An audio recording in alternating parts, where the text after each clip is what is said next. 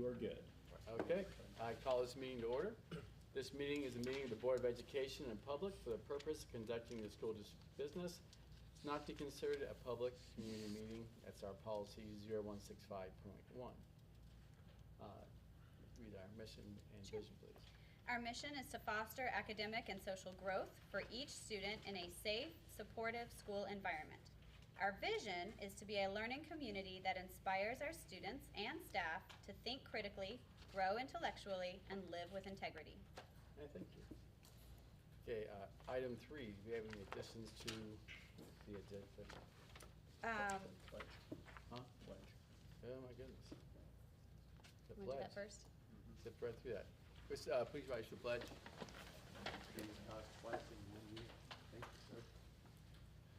I pledge allegiance to the flag of the United States of America and to the republic for which it stands, one nation, under God, indivisible, with liberty and justice for all. All right. Now, any additions to the agenda? Just one minor change. Item 4, the July 27th meeting was a special meeting, not a regular meeting. I don't think I saw anything else that I needed.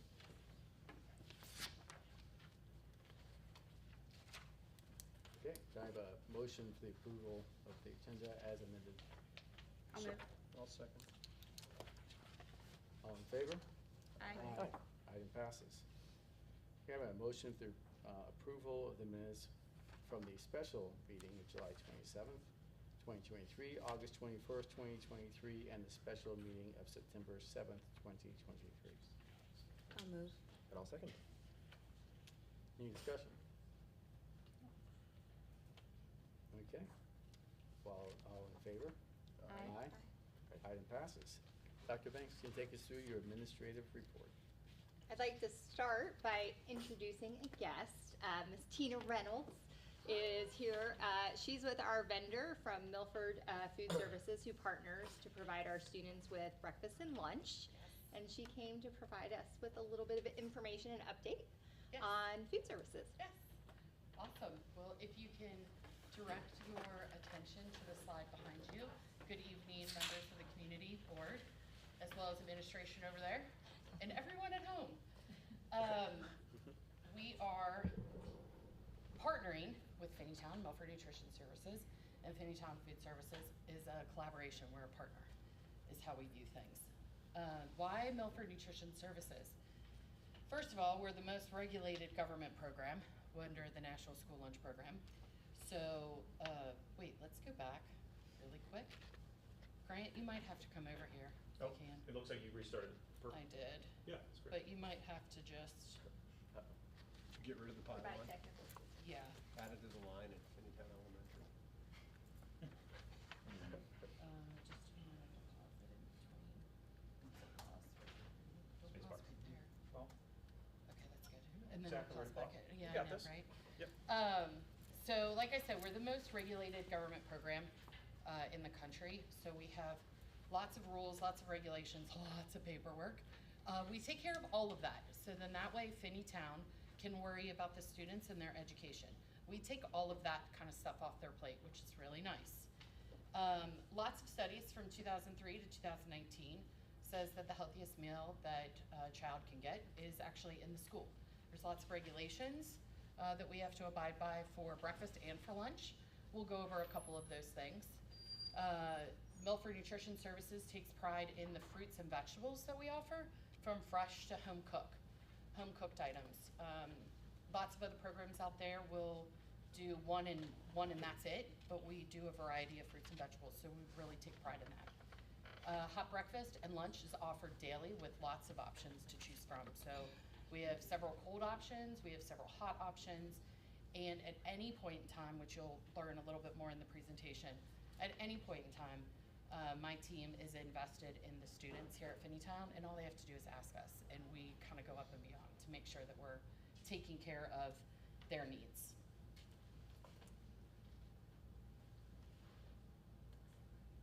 No, it's starting all over again, Grant. I'm sorry. It doesn't like you. It does not like me. Is the space bar? Just use the space bar. Yeah. So is space, is it restarting it every time? Every time. I'm sorry. Good. We're with you on this.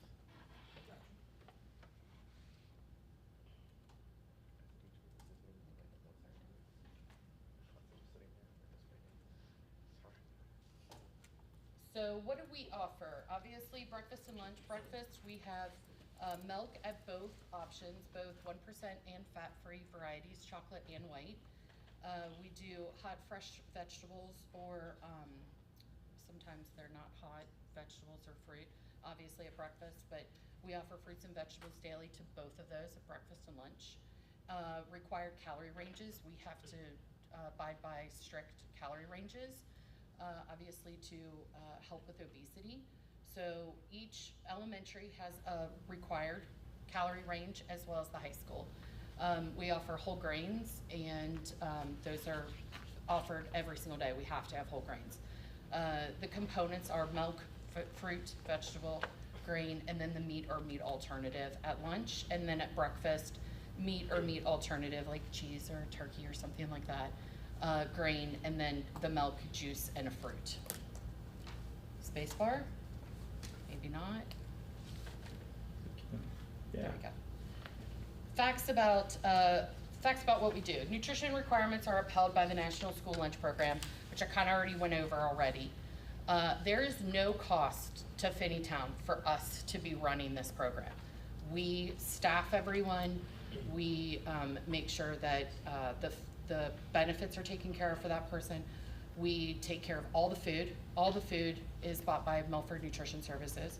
And sometimes we do equipment repairs as well. And we also have a registered dietitian on staff to help, and that's a pretty penny sometimes as well. Several options for Finneytown students to eat a healthy meal. And we have actually been a part of Finneytown Food Service since 2012. Holy Toledos. That's a long time.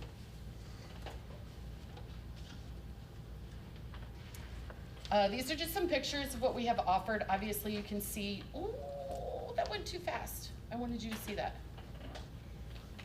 I know, I'm sorry, Grant. You should really be over Oh, here. well, I get it. I'm doing two things at once.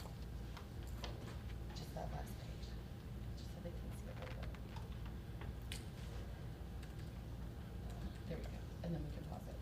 So we'll do melons and watermelon. We'll do fresh fruit and veggies that are in season. Hot vegetables, you'll see the corn and the peas in the middle. Those are chef salads to the right.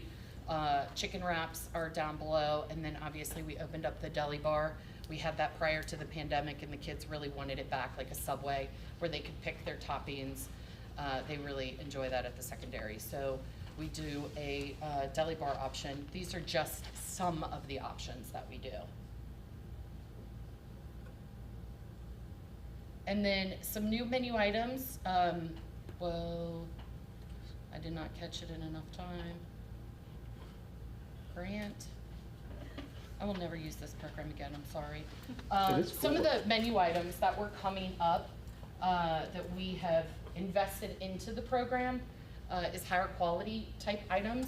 So we'll do, we're coming up with a homemade, it's the next one, it's the one before that, I think. Homemade pizza Lunchables. Like, Lunchables are really expensive at the grocery store. We just decided to make our own, so then that way the elementary students could get it for $2.75. And they're loving their pizza Uncrustable, or Lunchables. We have bone and wings, charcuterie boards for lunches. We're creating a meal for them on that. Trendy items, homemade chili cheese burritos, they're loving that. Philly steak sandwiches, the homemade beef chimichangas. And then obviously we do a lot of special holidays throughout the year. Thanksgiving is a big one, and then we'll have some bat nuggets and some fun stuff for the kids for Halloween. Picture to the left, obviously breakfast is an important meal of the day. I think everyone would agree with that. And we have offered 2 areas in both the elementary and the secondary, not only to speed up the process for breakfast, so then that way they can go and learn some more stuff, but we've also have a secondary breakfast option for those that are coming in a little later, so they still get food as well. So that's just showing you a cart right now on the second level at the elementary building. the Meredith, please refresh my memory, is it 4, 5, and 4, 5, and 6?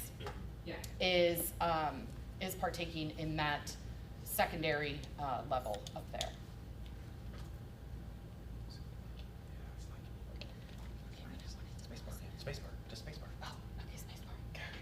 Menu prices. So let's talk about menu prices. We didn't really do much of an increase last year. I did not increase from pre-pandemic because I knew families were hurting.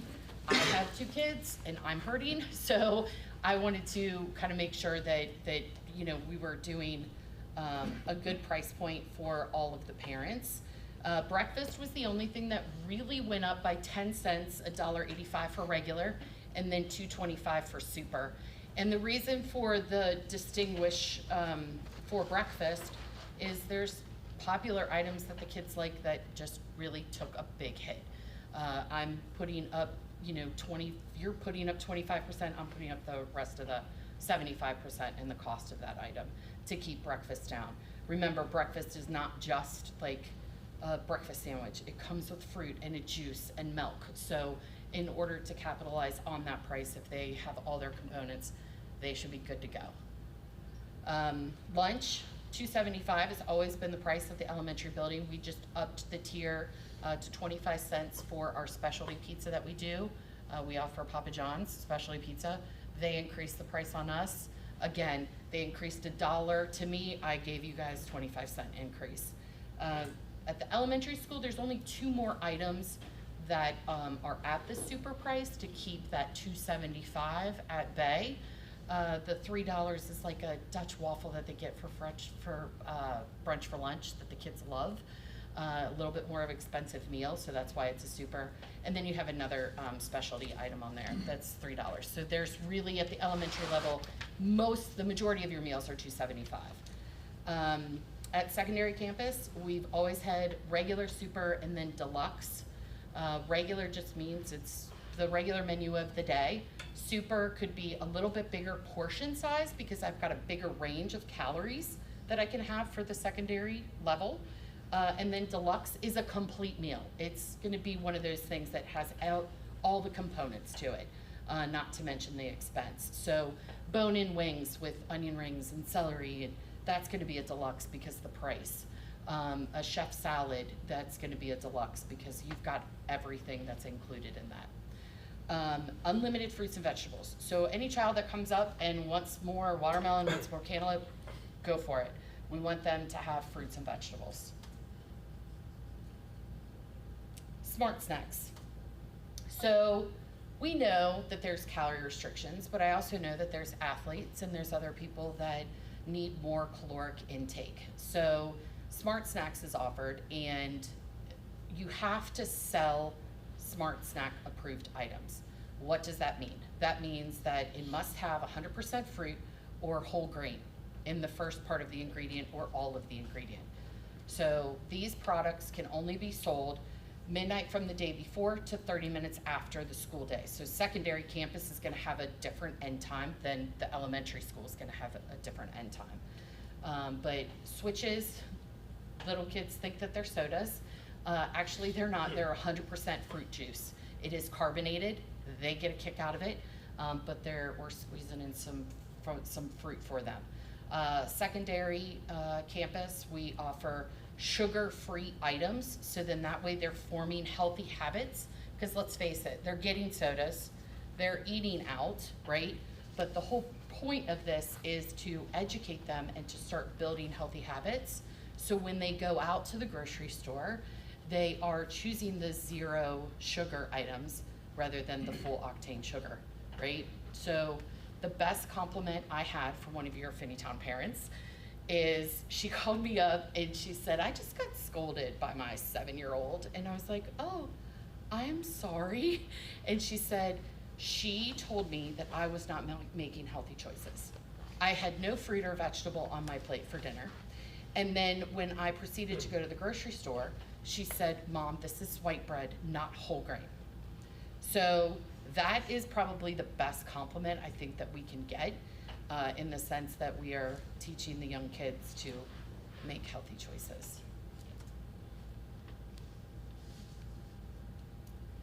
Your Finneytown team. Megan Eggleston is your kitchen manager. Marilyn Foster is your head cook over at secondary campus. We're vested. That's me 4 years ago as a kitchen manager. So I was at Finneytown Schools for 6 years. So this is my baby. I'm a wildcat, even though I'm an eagle, as they pay me. But I am a wildcat. Good things to know about the staff at Finneytown. Linda Deitch is a Finneytown resident. She had 2 kids go through Finneytown Schools. Carla Ovia, Finneytown resident, 3 children went through Finneytown Schools. Shamar Carson, she's a Finneytown resident. She has 2 current children in the district and 1 who's already graduated. Megan Eggleston is your current manager, and she's a Finneytown resident and has a little baby that will most likely be going to Finneytown Schools. And she's my former student. And she's Grant's former student. That's sad. Debbie Pennington is a Finneytown resident. Maureen Mormon has been serving your Finneytown students for 11 years, which is crazy. Marilyn Foster, same thing, 10 years. And Robert Bradford, he's been here for 4 years. So you have not only people that are vested into the community and have kids going to the district or did go to the district, but you have a lot of people that know your kids. They know their faces.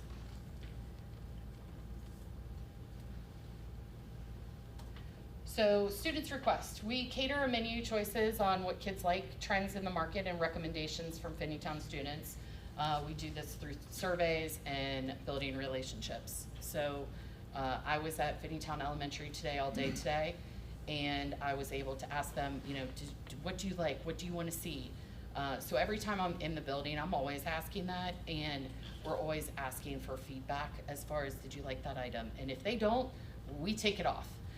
We actually put a lot of money towards a program to see those results live on a computer, and we will be taking off those items. So even if the students don't, we know which items that they don't like. Collaboration with Finneytown, we've done a lot of things like education and rewards for healthy habits. Megan started a golden tray award. She spray painted one of the blue trays gold, and she goes through the line and identifies a student that has all the components on their tray and that they ate them. So we will reward them either with a snack or something special for nutrition education. And then they're highlighted on the board at Finneytown Elementary. We've assisted with student events like Finnegate, which we're about ready to do again. Luckily, we've done this for the last, I feel like 6 or 7 years, so we're very happy that we are involved in that. We do lots of special catering events with Finneytown community. Business at Work is the latest one that we just did. Assistant social events with Finneytown program. I mean, obviously the band is really big here, so we do a lot of things with them to make sure that they're good to go. New school building kitchen design. I was involved in that entire process, and I was telling Mr. Gast that obviously you have Finneytown has these huge windows in the elementary building, and I'll get to that in a minute, but I did that for a reason, and just the things that are there and the equipment, thinking about all the things that the community does with the kitchens. So I was glad I was a part of that, and I'm excited about the next one. I'm really excited about the next one. Why support the program? We are a nonprofit entity, and money from the program can be put back in for better food quality, more collaboration efforts, and nutrition education. We're looking at buying local. We've already had some of our whole grain cookies from a company called Dogo. It's a woman-owned business in Canton, Ohio, so we get those and the breakfast bars straight from her, which is pretty nice. Sustainability efforts. It's something that I'm passionate about with Milford Nutrition Services, and I was speaking about the windows, the big windows, and I want to do hydroponics where we're growing our own lettuce and the students know where their food is coming from. Herbs, because of the requirements of the sodium and the saturated fat that we have to do. So being able to let students see and to taste and be excited about where our food comes from instead of it just being from a can or from wherever. We want it to be local and sustainable. More student involvement is definitely, as we have progressed out of the pandemic, getting them more involved in maybe a cooking class or helping with the kitchen. Right now I have a student worker that I'm working with as a test at Milford Schools right now to help her get her seal for food safety and for food security or food certificate. So I'm working with this student so then that way she can get all of those things by the time she's graduated. She'll have a level 1 food safety certificate that she can go out into the real world and do. So those are some of the efforts that I want to bring over to Finneytown. I'm kind of letting Milford be my guinea pig right now, so, but I would like to do that. And then obviously, community supportive events, doing more of those.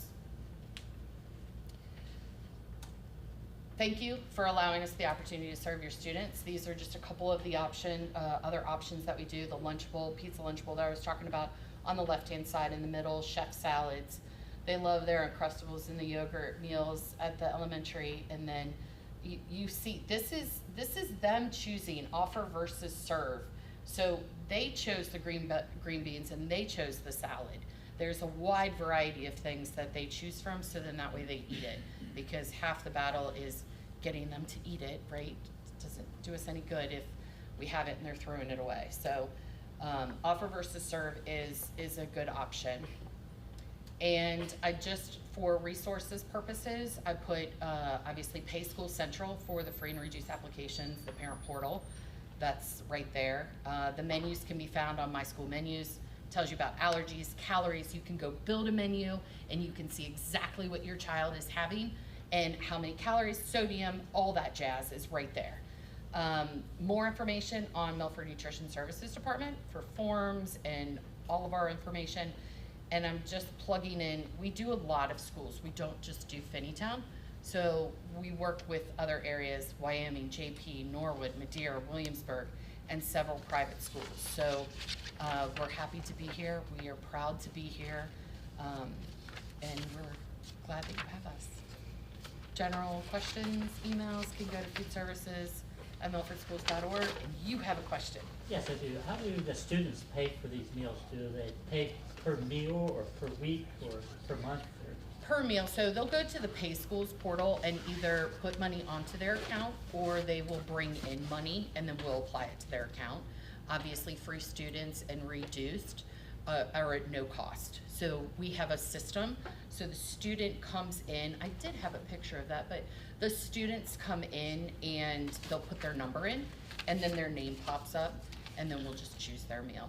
And then it either deducts off of their account or they bring in money. Very good. Any other questions? I saw that we have currently cheese sandwiches, vegetables, and a fruit for the students currently. For Do an we have a alternate way meal? Yeah, do we have a way to create a site where families can donate money? Like if they wanna be on a continuation as far as like if they wanna donate money where students can get extra food? Do we have something started like that? Absolutely. So let's start with the alternate meal. Obviously, negative balances were high last year. So we've implemented an alternate meal policy for students that are above a certain amount of money, just to make sure that the negative balances do come down, but they still get fruit or vegetables, so they still get a full meal. It's just we're trying to get that negative balance down. We do already have a donation, and we've already had several donations last year that we applied. If you just bring in a check to Milford Nutrition Services, drop it off at the school, we'll apply it. It's called a Finneytown donation account, and we just put money onto that account. And then in December and at the end of the school year, we'll apply to those people that really need it the most from that donation account. Usually at Christmas time is a big time when people are like, how can I help? It's always a great way to make sure that the kids get fed. So does that answer your question? Yes. Okay. Thank you. Can a check be mailed also, need to be brought in person, or I'm sorry, what? can a check be mailed, or it has to come in person? Nope, it can, I mean, they can literally go to the office. Oh, just here, as like- this office here. This Okay. office, oh yeah, they do not have to go to Milford. Oh, please, don't go to yeah. Milford. Yeah, I thought it. Great. That's way on the east We'll side. have some Just additional come options. right here into Finneytown. I'm sorry, what? And we're gonna have some additional options once we get through probably another week or so of really helping families to get connected. So we, as you guys know, we had roughly a $26,000 debt at the end of last school year from lunch, and so we definitely didn't want to repeat that. We have a board policy in place, it's actually AG policy around alternative meals. And so that's what we're using right now. And then our counselors, our school social workers, and our teams are reaching out to families and talking to them and making sure they're getting connected with supports and or making sure that they're aware, because I think a lot of those large balances were due to families just not knowing. And by large, I mean upwards of $350 per kid. And so we definitely didn't want to put ourselves in a position like that, because those fees got transferred at the end of the year from their lunch fee account to their school fee account. So it's not like it went away and disappeared. So we definitely don't want to continue that situation for families. And so that's what we've been working on hard that last week, and we had a significant reduction. A lot of families and kids got connected with either free and reduced lunch or put plans in place to pack their meals or whatever. So a lot of good shifts, just trying to bring it to a head early in the school year so we don't get in the same situation as last year. Yeah, I'd like to highlight just a little bit of the conversation you and I had. I just, you mentioned you've been here as the manager here, and you're now over the whole program. When did you take over the program? This is my second year. So I was the assistant. I got promoted in 2019, right before the pandemic, and I was an assistant, and that was good times. We served a lot of meals, and those of you that were around with the drive-through, we did a lot of meals then, and then I was just promoted last year. So last year was my first year. The way that the program works is you always order your food or what you think you're going to get commodity-wise and stuff from our commodity dollars from the government. You have to do that a year in advance. So last year was still the old directors type, feeding, if you will. So this year I'm really excited about the things that we have coming down the pipeline, and I was able to source those things last year for this year. So hopefully your kids are coming home and going, oh my gosh, this was amazing. So, because we're really excited. We want the kids to want to come in to eat and be healthy and make those healthy choices. You talked about planning out further ahead. You were actually able to source some higher quality ingredients. At the end of the day, there's only so much you can do, especially if you don't have fat and sugar, Yeah. right? And Yeah. salt. There's only so much you can do to make you want to eat stuff Yes. healthy. So just talk a little bit about what you'll be able to do to get the higher quality ingredients. So obviously the beef shreds that we are doing, we're sourcing. I'm really working with JTM and Tyson, some of those big time companies where I'm going in and we're testing the food out to make sure that, not only are we getting higher quality product, I don't want to go into the whole entire thing with chicken, but there's 3 levels of chicken. So we're at the middle level of chicken. We're not at the low grade and we're not at the high grade right now. We're at the middle grade. And that is substantial compared to the lower grade. And I'll just leave it at that. You can always talk to Tyson about that or email me and I'll be more than happy to tell you a little bit more information about that. But some of those higher quality items, your beef, your chicken, that's always a popular thing. We want to grow fresh herbs because salt is just the sodium requirement is ridiculous. So we have to abide by it. We're going to abide by it. So then that way Finneytown's in good standing and they continue to get all the things that they need to have from the free and reduced program, because the other option is to be like an Indian Hill where they don't have the restrictions. They don't have free and reduced applications. They have whatever they can serve whenever they can and whatever price they want to put it at. So we are doing free and reduced not only to help those families that need free and reduced, but also for all the benefits that Finneytown gets from that. And Lori will probably tell you a little bit more about that. But so it's about putting the money into local and sustainability and higher quality products at the end of the day is what we're trying to do. Anything else? When I saw some of the students presenting at the middle school level, they had concerns about vegetarian options. Mm-hmm. Yes. And I know you've worked with them a bit. Can you talk a little bit more about what options we have for students who have these diverse diets? So I think if the pandemic wasn't around and the prices didn't increase, we would have already implemented the plant-based items. The other problem that we have is obviously the government says, I have to have green, I have to have this and that. So obviously on some of those vegetarian items, making sure that we're still getting all the components to be reimbursable. So I'm working with, and I have 3 vendors that I'm seeing next week. Plant-based food is not always great. So there's unfortunately the ones that have come across my desk. My rule of thumb that I tell everyone is if you won't eat it, those kids won't eat it, right? So I did not like those products, but they have to fit in with the calories and the sodium and this. So I'm working with those companies to make sure that they can do those things and that they taste good. So we're not quite there yet, but we do have some bean recipes that we're rolling out. Because obviously a bean can be a vegetable component or a protein component. If it's a vegetarian, we need it to be a bean or meat alternative, right, component. So we're still working out those, but we do have some newer recipes.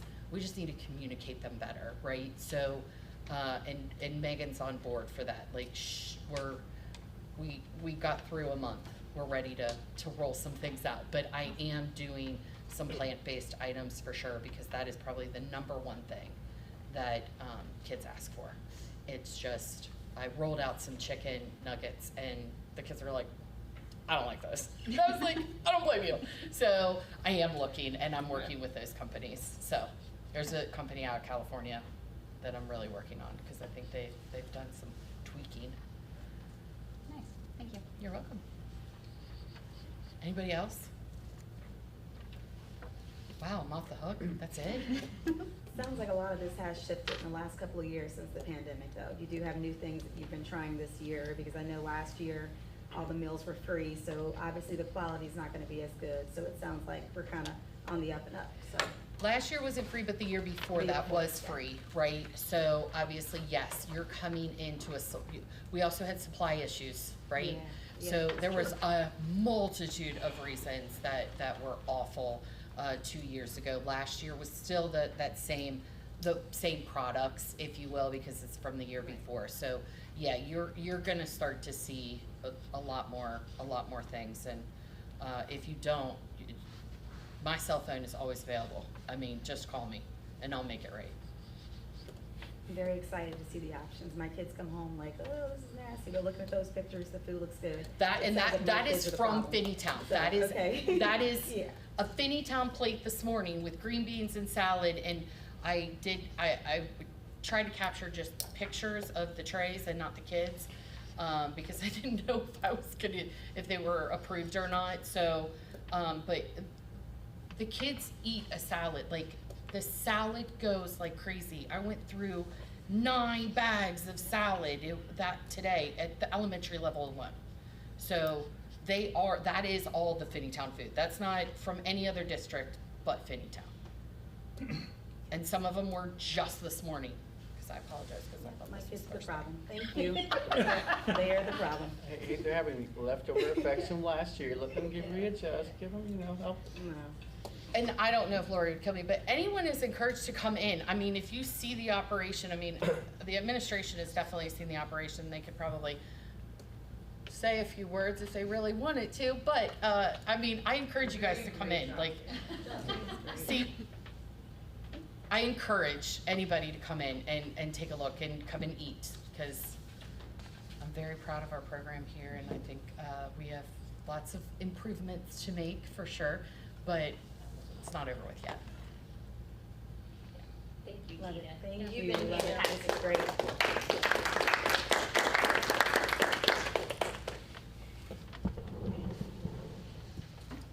All right. Few other quick updates. Real quick, could you yeah. just talk on the topic of, you're okay. Oh. This is the board and the superintendent part, you're good there.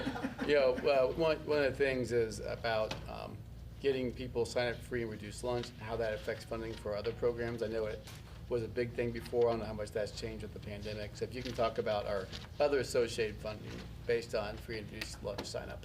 Yeah, our socioeconomic status for our students in that demographic is determined by free and reduced lunch. And that goes into everything from the report card to our funding for Title I. And so it is important we try to get our families who are eligible or who think they might be eligible to complete the form, not only for the benefit of their family, but also with the idea of it having a benefit on the funding for the district. And so the calculation shifts a little here and there, but for the most part, it stayed pretty consistent. Our level stayed, I mean, we've had a slight uptick with more families filling it out, but Okay. yeah. So yeah, Thank you. you're welcome. Which that kind of segues into, I did want to update the board and the community. We did, the report cards were released by ODE for the districts. Our district earned a 3-star rating overall, and that's meet standards. Our elementary and secondary campus also earned a 3-star rating, which is meet standards. Some of the things that I found, or I identify as our strengths, was our progress measure, which is the growth of all students are making based on their past performances. Gap closing measures of the reduction in educational gaps for students in subgroups, and what is meant by subgroups are different demographics. So our students with disabilities, our students who have English as a second language are some of those subgroups. Our graduation rate, our rating was 4 stars. One of the things that we have struggled with is the achievement. We did get 2 stars, which is not where we want to be. But when you break down by grade level and grade level cohorts, we did see some improvement over grade level cohorts in different areas, including math, science, and literacy, language arts. So a lot of positives. The trend data was good. We saw a decrease in our chronic absenteeism, so our kids were showing up more, which was positive. And areas of growth for us, our early literacy was 1 star. We have, as I have shared before, one of the things we've done is K-3, we adopted a new literacy program this year. We also because Jen already worked for us, but we created a literacy coordinator position, which is filled by Jen Bayless, and she is working with the adoption of the literacy program, what that looks like in the classrooms, helping the onboarding of that. We do think, and I believe that will shift, and we'll start to see that literacy component come up. Our gifted services, we met the gifted indicator. Our gifted performance index, we did not meet, but we did meet the indicator, so there's still room. Again, we, this year, added the gifted services coordinator, and we think through some intentional design and working with our classroom teachers for professional development, as well as with our students, we'll see that shift as well. So congratulations, and there is a lot to celebrate for our staff who was here last year. I think as we look forward, some of the things with the coordinator positions, along with our new hires who bring energy and new ways of looking at things, I think we're on the path to continue the trend positive.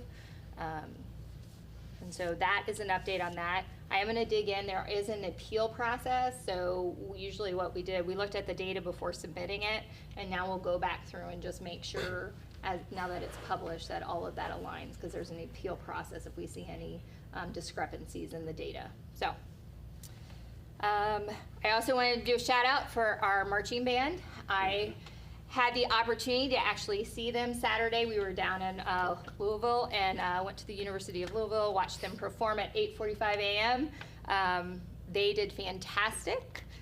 For the first time in marching band history, at the Bands of America, they got champion and performed at the regional finals at 10:30 p.m. So a lot to celebrate there. I didn't get to see the 10:30 show. I saw the 8:45, but. And then I did want to also, sometimes we get questions around the roles of our facilitators. And I kind of wanted to share this. Last week, we launched our professional learning cohorts. That is being led by our RP and PBL facilitators.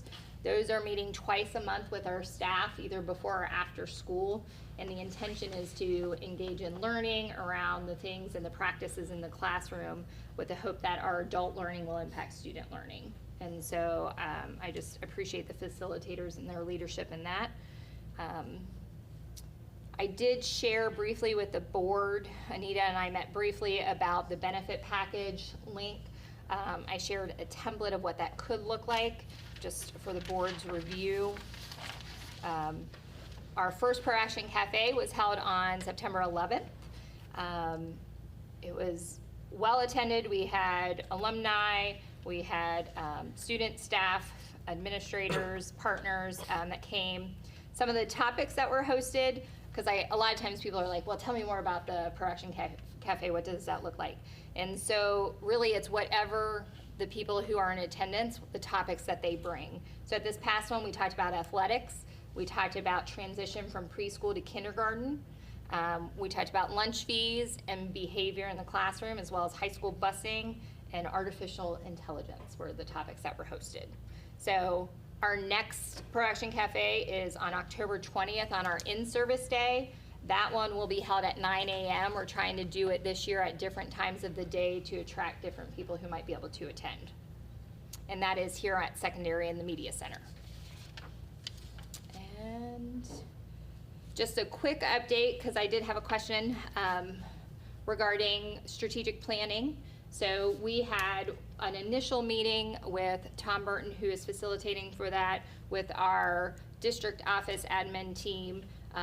Kind of the next step in that process is he is going to meet with the board and work through some of the same things he did with us tomorrow evening. And then from that, we'll start doing some community engagement surveys and come up with what that looks like from there. So, and I think that's it for me. Any questions? Yeah, so with regards to facilitators, teachers have a pretty full slate just managing their classrooms going on. So this is an opportunity for somebody else to do the in-depth learning, partner with them, and also, this is just my read of it, and it helps every teacher continue that education without having to add that additional, interruption like in their life and planning and scheduling, just to make sure that is that a pretty good description, you think, of? Yeah, and our contract allows for one weekly meeting a week. One weekly meeting, I'll be okay, for an hour before or after school. And we've kind of struggled with the idea of just a staff meeting, talking at staff about things. And so we thought, how can we leverage that time to learn with the staff around the things that are important to us and the things we're trying to accomplish in the classroom, and embed it so it's not one more thing, but just a part of what we do on a regular basis. And so that's kind of how that came to be, as we were trying to figure out more of a system around professional learning versus a one and done. But that ongoing component. And then the facilitators, in addition, that's not all they're doing, but in addition, then they partner with our classroom teachers or teams on instruction design and facilitation of classroom instruction. So. You said that's one of those 1 week a month, once a month is the facilitators, or are they every week? So it's every other week. Every other week, okay. In both buildings. Okay. Mm-hmm. Yeah, but, to me, that sounds really good. Really sounds like it's an opportunity that, with that just kind of regular rhythm there, it's not as interrupting, it's more supporting than demanding. I think one of the things you said there is not just talking at them. So if you were to instead have maybe every other month a big training session, it sounds like that wouldn't be as effective as just this smaller incremental, just reminders and reinforcement. Yeah, and we still have our professional development days that we can either showcase the learning and or do some of our compliance stuff, because there's a lot of compliance training that needs to happen as well. So we're kind of leveraging both of those. Okay. Quick question, just as a recap. So we have the 2 PBL facilitators, the 2 RP facilitators, then we have literacy and gifted. Are those all of them? So, Transition. yeah, we also have the transition Okay. coordinator. The one thing we shifted this year is the 4 facilitators now are RP/PBL facilitators. Okay, I didn't know that. So we found that it gave us more flexibility in terms of what we were trying to do in building the capacity of staff, and working with staff to have them all have that kind of RP/PBL, so. And then the transition coordinator, the gifted coordinator, and the literacy coordinator. And the transition is to help the students meet the requirements to graduate, right? Yeah, the the focus new right now badges is and the things. pathways, which Yeah. is more secondary campus. Our hope is that position, like literacy, will grow to be K-12. I know this year Jen is focused on, Bayless is focused on the literacy adoption, but we really see that role growing K-12, so. Do you think that there's a need for, well, you probably don't think there is because you haven't brought it to us, but for like a math, for like a specific staff member for math teaching, or do you think that our math teachers in elementary especially have that under control? So we did a math adoption right during COVID, and the challenge with that adoption was a lot of the training was virtual. And so we just know learning virtually for a lot of people is not effective. So since then, I know Dr. Dianen and Ms. Dietz have been working, have had conversations about what that can look like for math. We did have pockets of math growth that were pretty substantial, and we had pockets that we still need work on. So it is being addressed and looked at, yes. So there might be space for future professional development for that. And they are still learning and engaging around that instruction and their resources, so, Awesome. yeah. And is the transition coordinator responsible, or do they have a view to maybe transitioning students into the workforce after? Yeah, and so right now, part of that work is creating partnerships where we can kind of connect our students with job either experiences or connections for job pathways that they're considering. And so he's doing a lot of work to make those connections.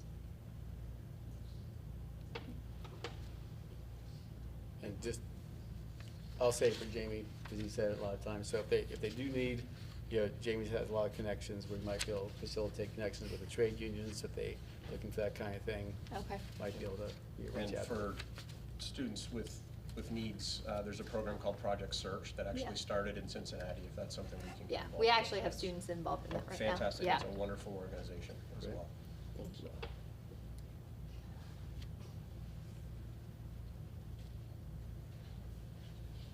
Okay, anything else? Okay, thank you. It's time for public address. Matt, you're up first. So I do need just to read a little thing here first. The board believes in its best interest and the best interest of the students of the district to hear comments from members of the public. Has been therefore a longstanding practice of the board to encourage and allow residents to speak at the public meeting. This may be done by completing the bottom portion of this form and giving it to the board president prior to the board meeting. Following guidelines ensure that anyone interested in addressing the board may do so. The board conducts the business of the school district in an effective and efficient manner. So the first one is attendees must register their intent to participate in the public participation portion of the meeting upon their arrival at the meeting by completing this form, returning to the board president. Each speaker is limited to 5 minutes. For the public record, each speaker addressing the board must state their name, address, and group affiliation if and when appropriate. Any material or handouts must be presented to the treasurer for record. The naming of individuals, profanity, abusive language, and speeches that invade individual privacies will not be tolerated or permitted. The board will take no action regarding matters or issues presented through public address in the meeting in which the public address was made. All necessary follow-ups will be made verbally or in writing at a later date. Okay, we have your everything. Because you wouldn't be able to read my name. I'm Matt Wilbur, and I live over at 8746 Kevlar Drive, I guess.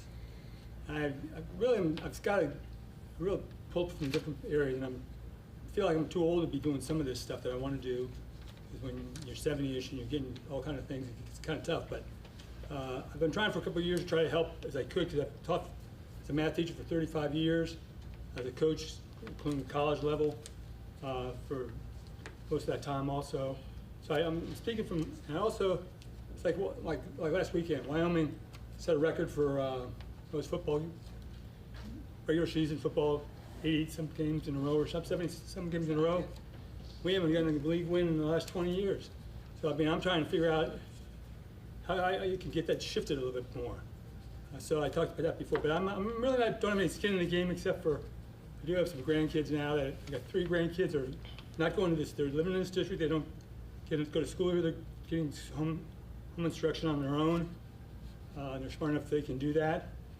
And I've got 2 in this district, one at the high school level and one in the elementary school level. And I know you've done a tremendous job with them because you've got such, I don't know how you can do it with the population that you have. Not that they're bad kids, they're just so varied that they don't know anything much about like what direction. I mean, just common sense thing. I don't know, somewhere we've lost the idea of getting a letter in sports. It used to be a big thing for us. I mean, I know exactly what I needed to get a letter. I only got a letter in junior year because somebody got injured in front of me, but these guys don't even know what letters are for. Or letter jackets. Somebody saw some of the wrestlers got letter jackets, and they, I got through my granddaughter because she says, "You mean he's giving them to everybody? A letter for everybody, just participating?" I said, "Yeah, I guess it is." She just said, "That means well, it doesn't mean that much to me anymore." So at least she got it and brained it. You're supposed to earn something for what you get. Also seeing tremendous progress for her. I mean, I'll tell you, if the school wasn't the way they are, I'm not sure I'd have that granddaughter now. She has some mental health issues, but I tell you, this year, it's the first time in all last year I didn't see this ever once. This year she's doing homework. She's pulling out at home and sitting on the counter, and I'm seeing her do the homework. Now she won't take any advice from me because I'm a math teacher, but she's doing her homework. She's really trying. And I know the wrestling is the one thing that she likes here. In order for her to talk about it, even going to college, it's probably because of wrestling and Adam Coffee and so forth. So I'm appreciative of that very much. The other thing is I noticed I must have a 5-year plan, 2018 to 23.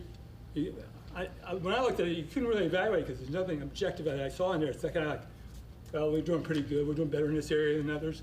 So I don't know if you're going to discuss that at all as far as, okay, we finished that one. Now we're going to go find another 5-year plan.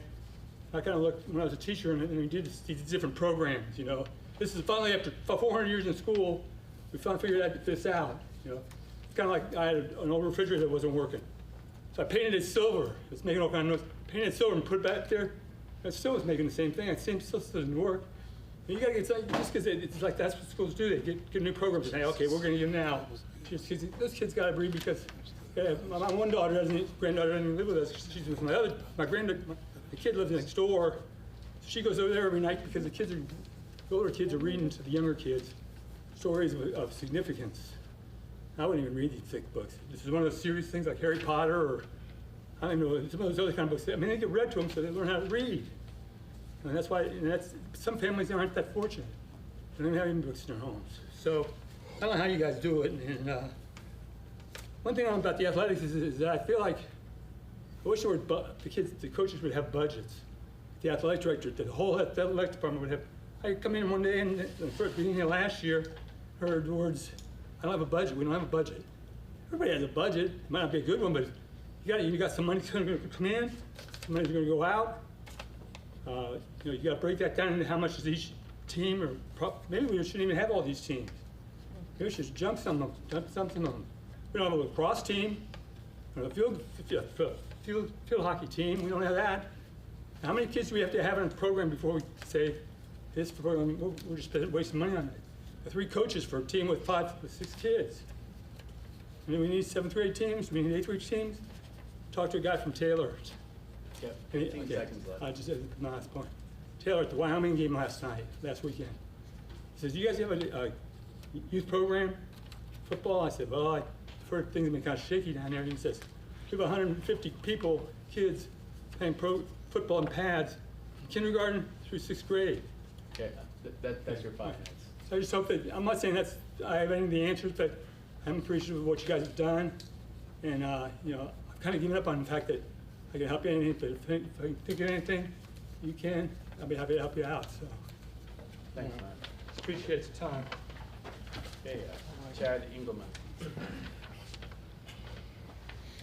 Evening, everyone. Chad Engelman, 871 Finney Trail.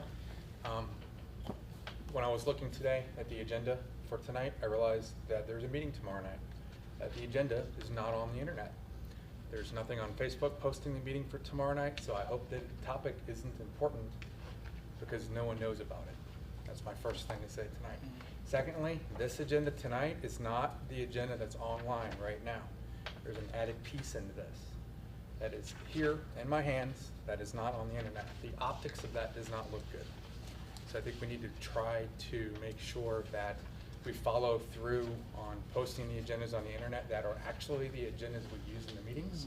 And if you have to add something, have a walk-on so it doesn't look like we tried to sneak in a line in the agenda. And like I said before, we have no idea what's happening tomorrow night. So that's it. Thank you, guys. Okay, thank you, Chad. Okay, board coordination matters. Do you want me to go this way? All right, happy Rosh Hashanah. I've been working all day trying to pronounce it. Rosh Hashanah to our families that celebrated their new year. Also, happy Spanish Heritage Month. We have some snacks over there if anybody's interested. Chips, salsa, guacamole. Help yourself. Eat up so I don't have to take it home. So, primary PTA, I did attend that meeting virtually. We just had our carnival, which was an exceptional event. Thanks to everyone who donated time, money, resources. It's always exceptional to come out and see all the people come together. We had alumni. It's nice to look over and see administrators, sweeping and cleaning up and just, putting on a good event for our students. So kudos to everybody who participated with that. There's a winter market coming up December 2nd from 12 to 3. If you are interested in being a vendor, reach out. The market will consist of local vendors, just open to the community to get some holiday shopping in, and everything goes back to the PTA for our teachers and our students. So, dance registration is open. Classes start on September 25th. So if your child is interested in dancing, it's a great program. My daughter did it for several years. A lot of it's volunteer. We do have some exceptional staff that are teaching our little ones. So if you're interested, reach out to Brooke Woods. I did attend the secondary PTA meeting. They are having a tailgate on September 29th from 5:30 to 7.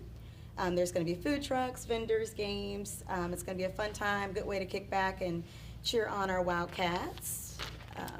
So if you're interested in getting involved, reach out to Scott Meyer.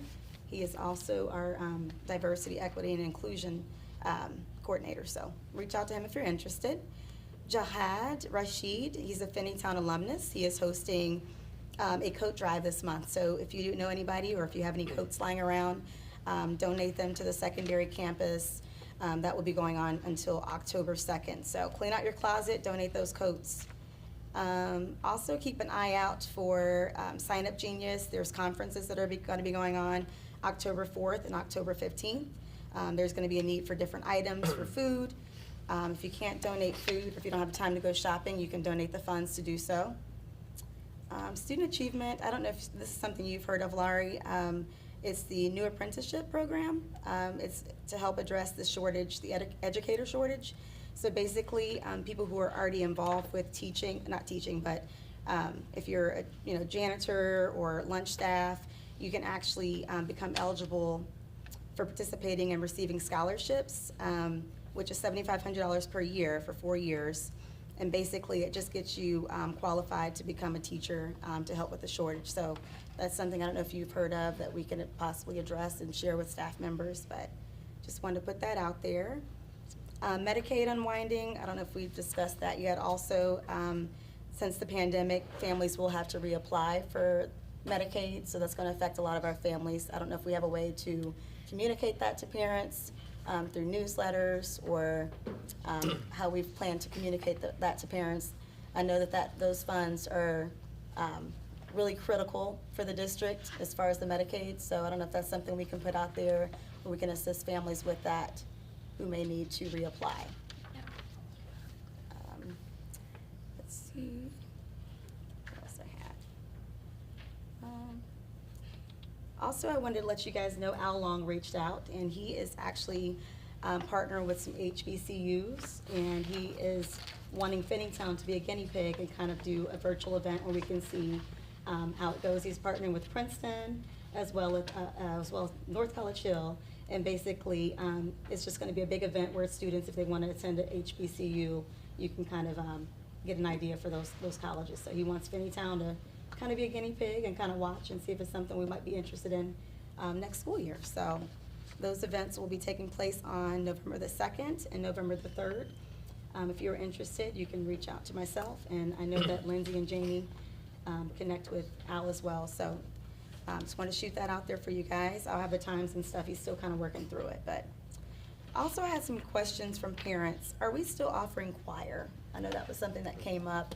I wanted to see how that process was going. As far as I know, last year, I think it was Ariel that was Yeah. kind of doing that after school. Are we still doing that, or is that kind of like on hold, or Not right now, no. not right now? No. Okay, all right. Do you know Do what we the- plan on- Sorry to interrupt. Do you know what the reason for that is? I had the same question. Sorry, Felicia. I don't. I just know that it was through the end of last year, and so I will look into that and follow up. Okay, and I had another question at the secondary campus. We're offering French online? Yes. Okay, so is there like a reason why we offer it online, or was it just not a big demand for it, or? Uh, 'Cause I know Spanish is in person, but. Yeah, French- we are, because of the number of students who are taking French, it was becoming cost prohibitive. And so we are slowly, for the students who are already enrolled, we are offering online French to finish them through, but we are not offering French 1 this year, so. Not a big demand Yeah. for it? Okay, gotcha. So- Sorry to put you on the spot. No, no, I you're didn't mean to good. get to you, but okay. That concludes my report. So eat away. Okay, we're gonna mix it up. We're gonna bounce back and forth here. Okay. Go ahead, Jim. Not a ton. Dave, Lindsay's not gonna be able to make the school board convention in November, and she's our OSBA delegate, rep. rep for OSBA. I'm the associate delegate. I'm going to go, so there might, I don't know if there's any paperwork that needs to happen, so they know that I'm gonna be there and not going. Okay. So if you Yeah. could look into that for us to make sure our voice is heard I will with make sure you those. get the packet too, they're sending them out Okay. like this week or so. Yeah, so that's really it. I'll be going up to that event this year for us. Those running for school board, there's more people than seats, so if we don't know who's going to win, so if that's something you'd be interested in attending, should you be one of the ones that win at the election, please let us know so that we can have it prepared or ready for you to attend. So that's it for me. Okay. Bounce back over there. All right. So I did want to say the FMPA, they had their what's probably going to be first annual car wash, inaugural car wash at Finneytown Elementary. They raised a lot more money than they expected. They had a lot of donations from parents. The kids had a lot of fun. So just wanted to say thank you on behalf of FMPA to all those who came out and got their cars washed and supported our students there. And I hope that there'll be another one in the near future. I wasn't able to make it to this one, but hopefully I'll make it to the next one. And just wanted to say thank you for that. Also wanted to say a special thank you to Northminster Presbyterian Church for donating money to cover food at band camp. They helped make some ends meet that weren't going to meet otherwise. Also, something that came up in the FMPA meeting, we all are liaisons to support organizations. This might be a little bit overstepping as a board member, but if your board, if your support agency is not getting a high interest rate on their savings, hopefully they have taken the time to look into it, because there are great accounts that we can take advantage of, and we do as a school board. But FMPA is looking into that, and hopefully they'll be getting some more interest on that. And rates are still at 4.5% or 5%. So it'd be really great if we could have more money coming in for our support organizations. I hope that all the treasurers have already looked into that, but if they haven't, hopefully they will. I'm sure that the Finneytown Educational Foundation does that as well, takes advantage of those rates. So did want to say something about Whitaker. It's kind of preempting the statement that I think Tony's going to share, but I did want to say that in our process of thinking about the Whitaker property, I think you'll be happy, I think everyone, I hope everyone in the room will be happy with the statement that Tony's gonna share tonight. Did want to share that I brought up a few times the possibilities of putting like ball fields at Whitaker. I've tossed around in my own head and with the board all sorts of different ideas of what I think might make sense to go there. I've talked over with our, with the board and all sorts of different people, and I believe that what we're going to be announcing tonight is, I think it's a good option if it goes all the way through and sees its eventual fulfillment. So in speaking with our administration, I do think that students traveling to ball fields at Whitaker doesn't sound like it makes a whole lot of sense if we can keep them here on this campus or at least at Cottonwood. For the Whitaker site, I'm hopeful that we'll be able to work with the township to find a developer for the property that will result in something that everyone in our community or a large number of people in our community are happy with. And I want those to know that are listening to know that I've always been an advocate for owner-occupied homes and nothing over 2 stories at that site. Although the outcome won't be set until we get further into the process and enter into agreements with developers, I do feel that we, with the township as a partner, are on the right track. So I'm optimistic and looking forward to things being closer to finalized. And I think Tony will kind of share what that exactly is here in just a moment. I also wanted to bring up Chick-fil-A is on its way to being finished. I'll probably, unless another board member wants to, I'll probably touch base with whoever the manager is there and just be a first point of contact with them. Make sure they're going to have something up that recognizes that they're in Finneytown and just sort of introduce myself on behalf of the board, if that's okay, just as a hello. But I know that we'll have hopefully a great relationship with them, with our support organizations, and it's great to have another restaurant in town, a little bit more tax revenue. Also wanted to bring up videotaping of meetings. I don't know if that's something that we wanted to discuss now. I know that, Laura, you shared in your board update kind of the cost of what that would look like. Is that a discussion that we want to have right now? We don't have to make a decision on future videotaping of meetings. I mean, I personally see that there could be benefits in having every meeting taped. I've shared at the last meeting, I mean, having the meetings taped, there are negatives to it.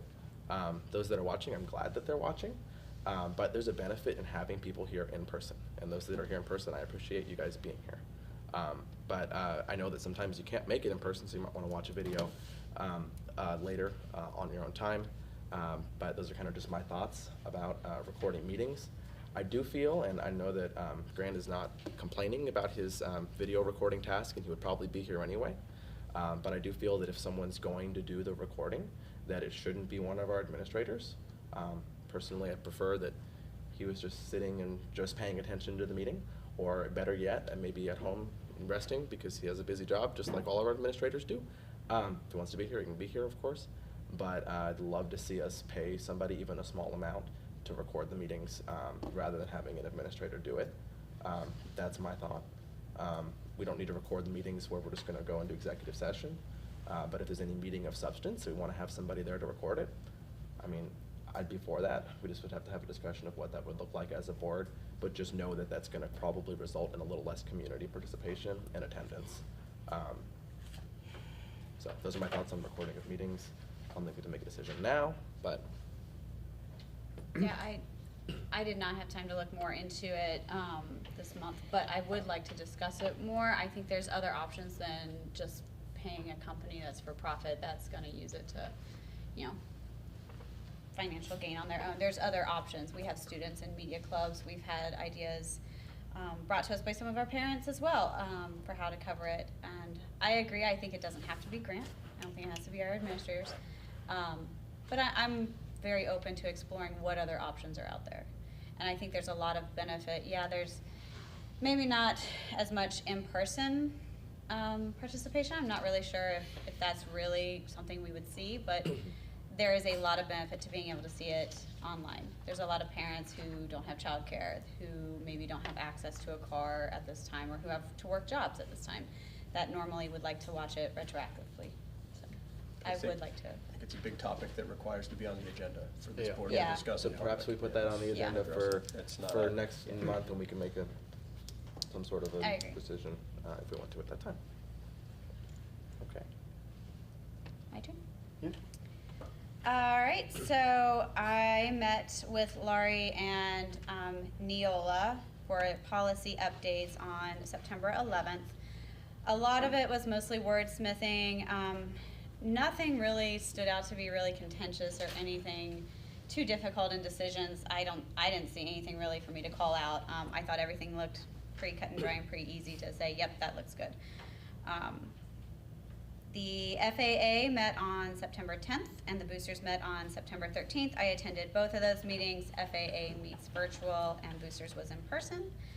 Fall sports are well underway. We've had some wins under our belt for various teams, including football. Very happy to see the sports doing really well. They talk a lot, as most organizations do, that they need volunteers. Anyone interested in helping, please do so.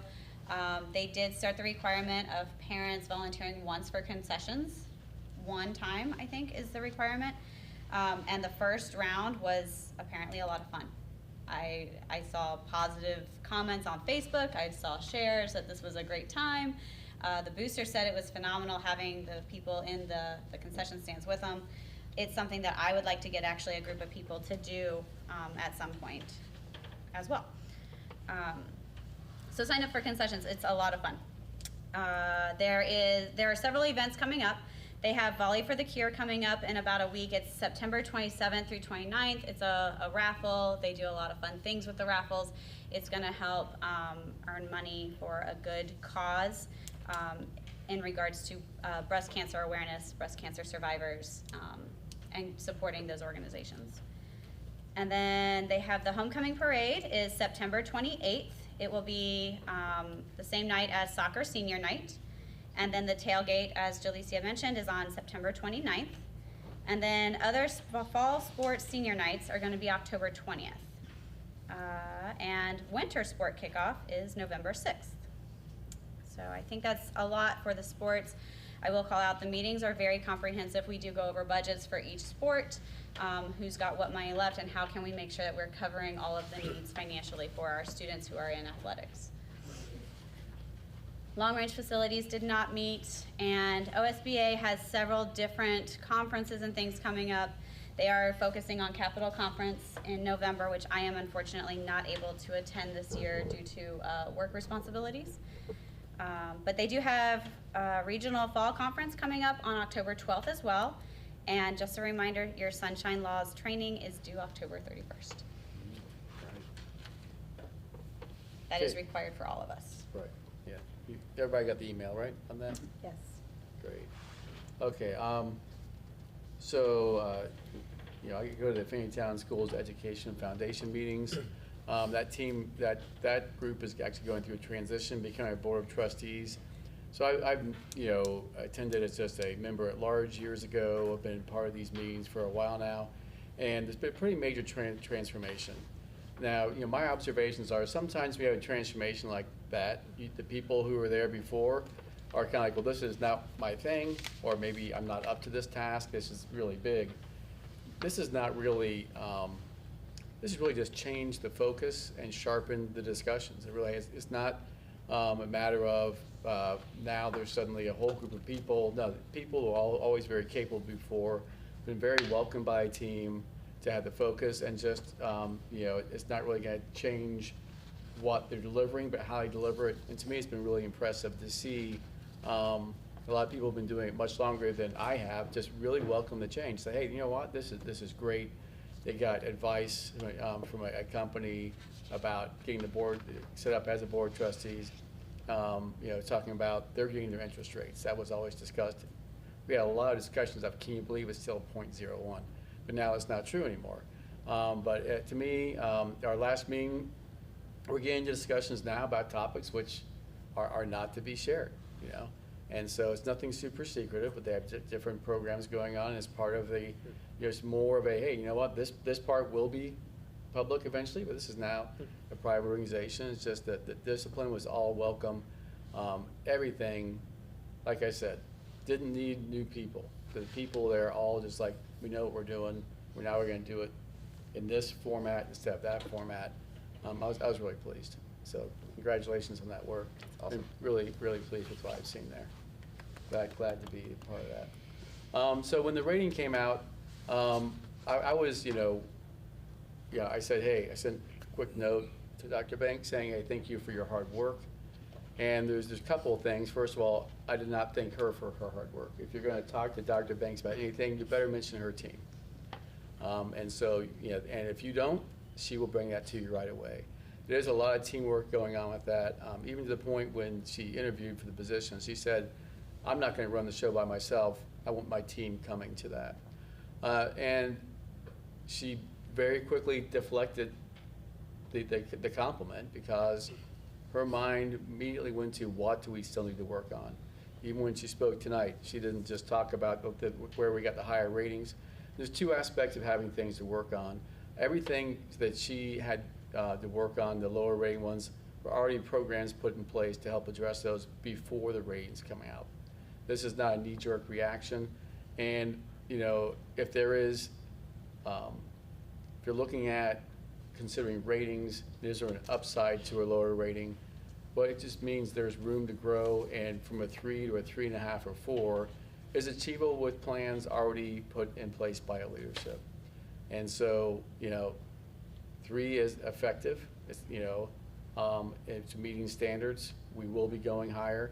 And I just want to thank everybody here who's involved in that for your hard work, for the consistency, the bringing every day, and not saying, oh, we've accomplished a 3, but saying we haven't. We're just warming up. We're just starting to see it, and with specific plans and people in place, not just hopeful, but plans in place to improve those areas.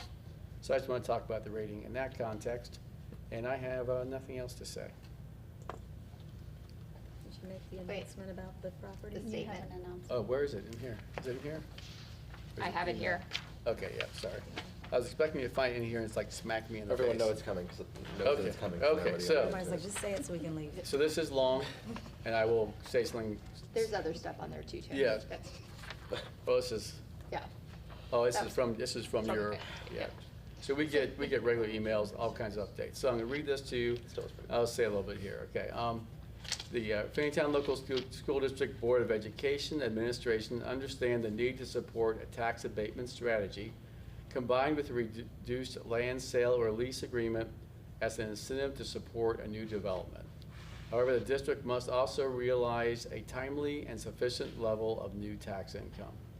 This revenue will allow the district to borrow and finance locally funded facility master planning initiatives on the Finneytown secondary campus that have a high level of community use.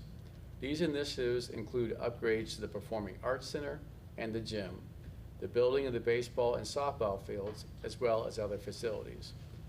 The Finneytown Local School District Board of Education Administration's intentions in working with Springfield Township trustees. There's 5 points here. 1, establish an open and transparent process for identifying interested development partners. 2, promote owner-occupied housing units of significant quality and value. 3, focus on a cohesive and concurrent development of both district and township properties, excluding the preserve, adjacent to Water Preserve. Jointly evaluate proposals to determine the best long-term value for the community.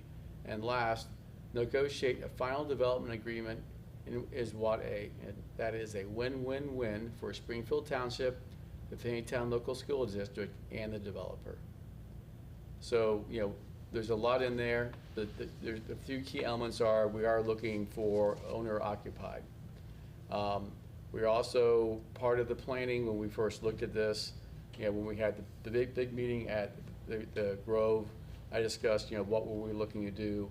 We're hoping to have things there of sufficient value that we can borrow money so we can we have locally funded initiatives on the secondary campus, which include Performing Arts Center needs a lot of work to make it fully accessible. We also want to have our softball and baseball fields here on campus as well. Eddie made mention of the fact that if we're not on campus, it's very difficult for our students to make there. We don't have a bus to take them. And also, I don't know how many of us really want a bunch of 16-year-olds driving 15-year-olds anywhere.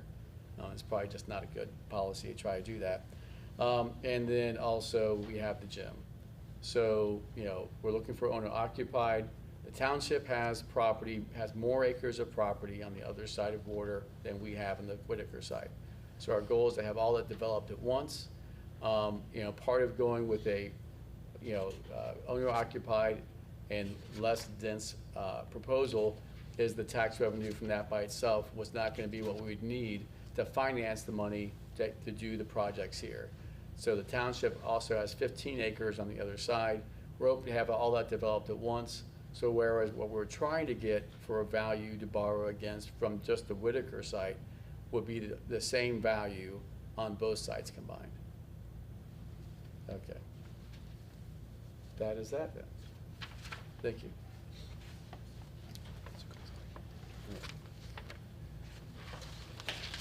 We need a motion for the acceptance of the board committee report? I don't think we have the report just yet. We did Okay. have that one meeting in August. Right. Scott sent out a request about notes. I did respond, but I just responded today, so he Okay. hasn't put them together yet, I don't think. Great. Okay, we're on to financial matters. Can we have a motion for item 8.1, adoption of the consent calendar? So moved. Second? Mr. Avelier, please take us through the financial matters.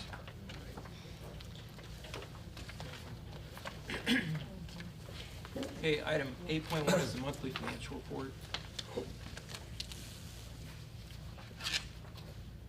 And taking a look at that report, we had total revenues in the month of August in our general fund of $1,416,365.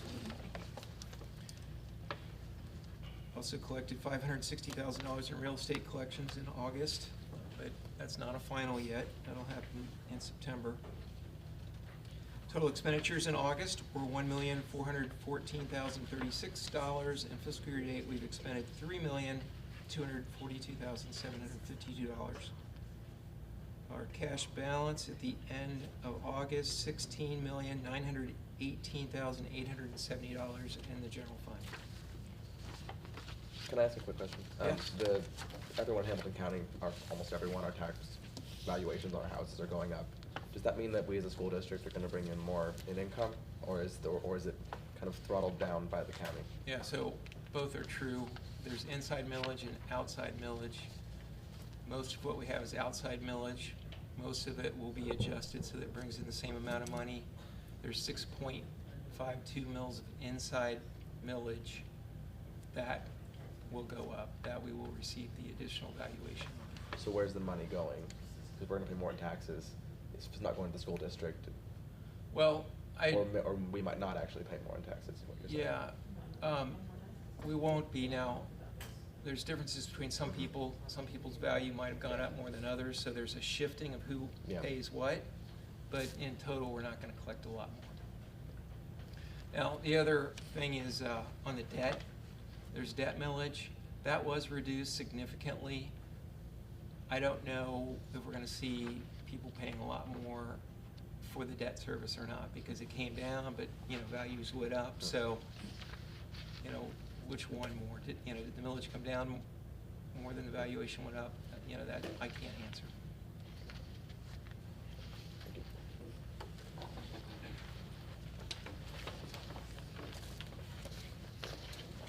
Okay,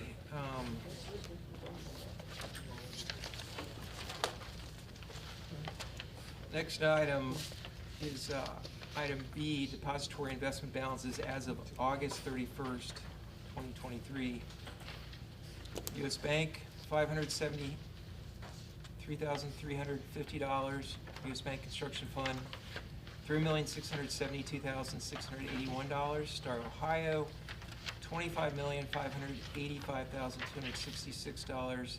Star Ohio Construction Fund 2, $3,155,667. Star Ohio Construction Fund number 1, $1,196,431. And Star Ohio state share for the construction, $1,399,531. So we have a lot of construction money. Right. We're getting ready to build something. So, so part of the state share is already ours to gain interest on then? Yes, right. And so we are earning interest on it.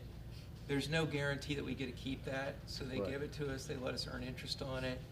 it goes back to them unless they find a need, which they do a lot of times. And so if there's a good reason, they'll let us keep it. Wow. Gary?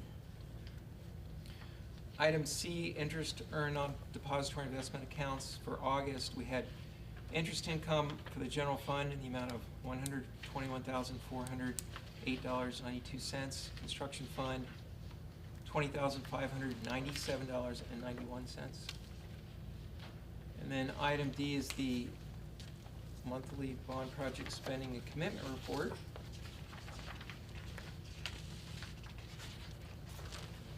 So not a lot of activity. We did pay one bill for $33,000 for, I believe it was bleachers. But other than that, there's not a lot of movement on that right now. We've expended $3,720,000 to date. I'm sorry, we've expended $23,690,000 to date. We have approximately $369,000 in purchase orders, commitments that are expenditures that we're likely to face, although some of that could be returned. We have a total uncommitted balance in this fund of $7.6 million, most of which we will use for our secondary campus.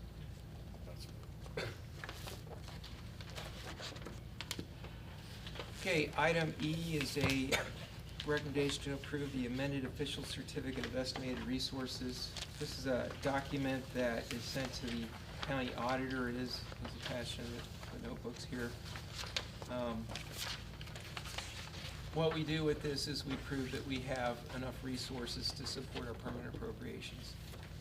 And so this is showing that we do have almost $60 million available for expenditure.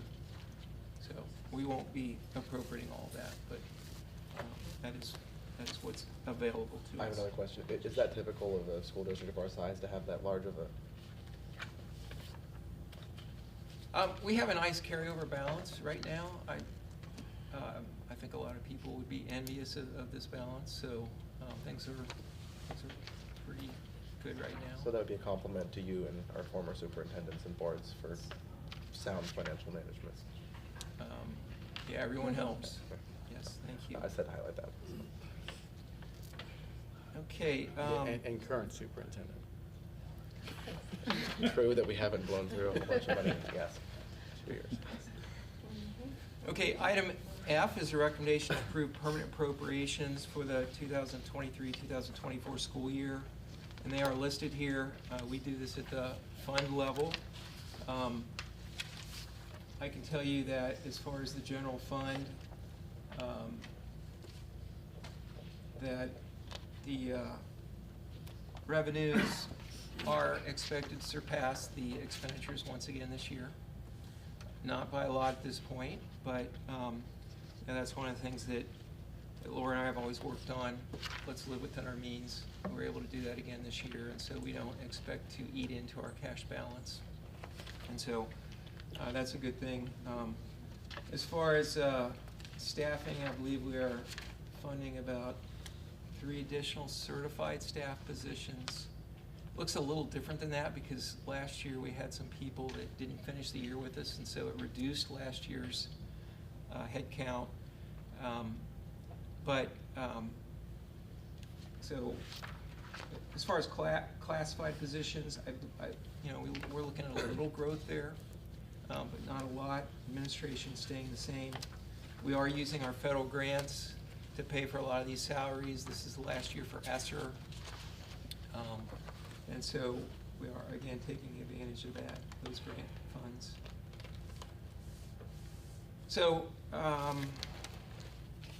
there any questions in particular, anything I might be able to answer about this budget?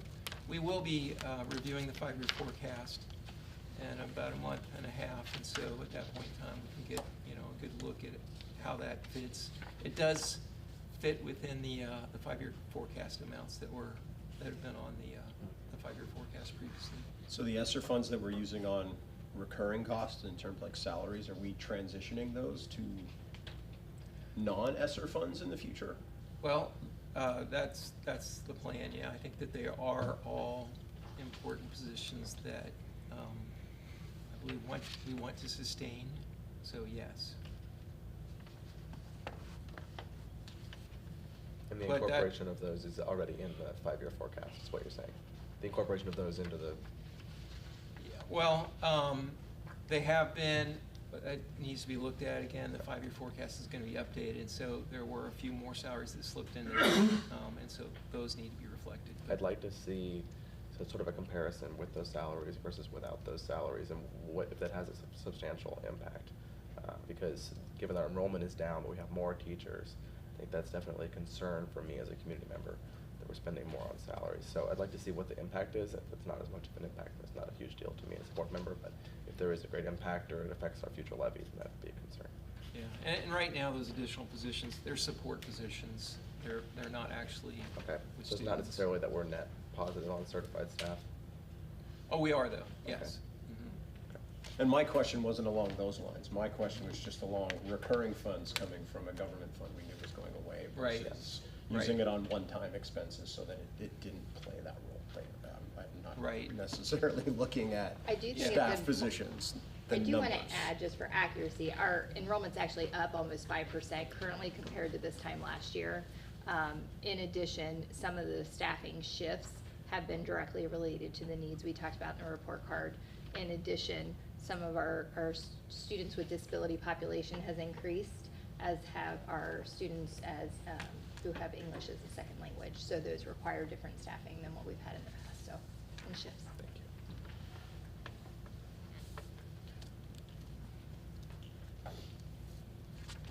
Are there any other questions? Item G is a recommendation to approve a resolution which allows us to authorize payment for any items that are covered by these appropriations. This is standard, we do this every year. Item H is a recommendation to approve an advance from the general fund to the Supporting Effective Instruction Fund, $374. Item I is a recommendation to approve 4 invoices as listed for payment. And that's all I have.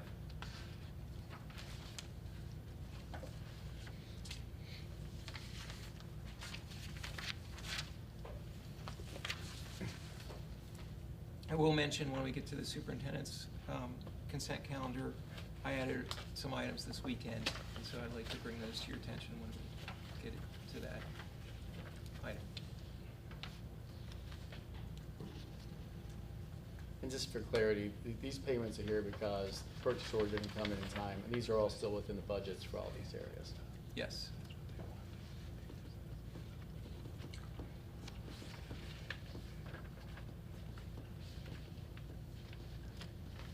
Okay.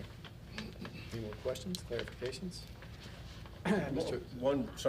Did Tammy go out of pocket for that amount? And then Well, we're reimbursing her? Yeah, that's actually an odd one.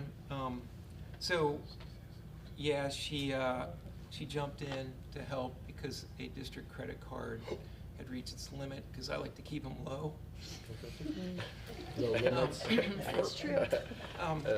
So anyway, but what happened was I was also contacted, so I increased the limit on that card, and so this amount isn't actually the right amount because it actually went through on the district's credit card, and so but anyway, yes, it's true, but we did get we got a refund for like $3,000 in the first place. I bet it would mean it's not necessarily the amount, it's an Yes. employee going out of pocket. But yes, an for employee it. was willing to do that, yes. Okay, I'm just hoping it's not a regular expectation Well, or anything like that. Just think of the cash back. that you got. So, okay.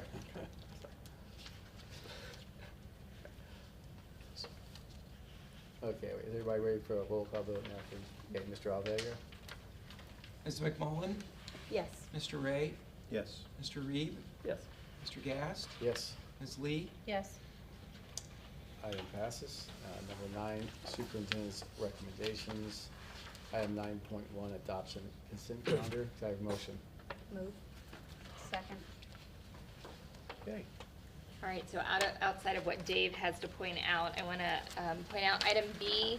We will be contracting with Tim Dunn, a supplemental contract. He is going to, this is something new for us this year, work with our student athletes on the student part, and just working with them as the athletic academic coordinator. And so we're excited about that and the work that he's going to be able to do. The next several ones are related to supplemental work that some of our staff members are doing, as well as our long list of subs that have been approved. I do want to skip to item J. I shared this with the board. I haven't shared it beyond the board right now, but Grant, myself, Jen, and Eric had put in for interest in the National AASA Conference to host a conversation, a roundtable discussion around leadership, and we were selected to facilitate that. So I'm excited about that opportunity and what that means in terms of sharing the work we're doing on a national level. So, and then item L is the policies that Lindsay and I reviewed with Neola. One I would point out, the only one that I think is new based on the legislation that, or DeWine's budget bill that went through, is our seizure plan. And we've met with our school nurses, and we have a couple of other meetings coming up, but we have a plan in place for that. Find that on. Where is that? Do you see it? I don't even see You it. could send us, 5337. Okay, yeah. you could send us a marked up version of those policies. I like to read through them even though they're dead boring.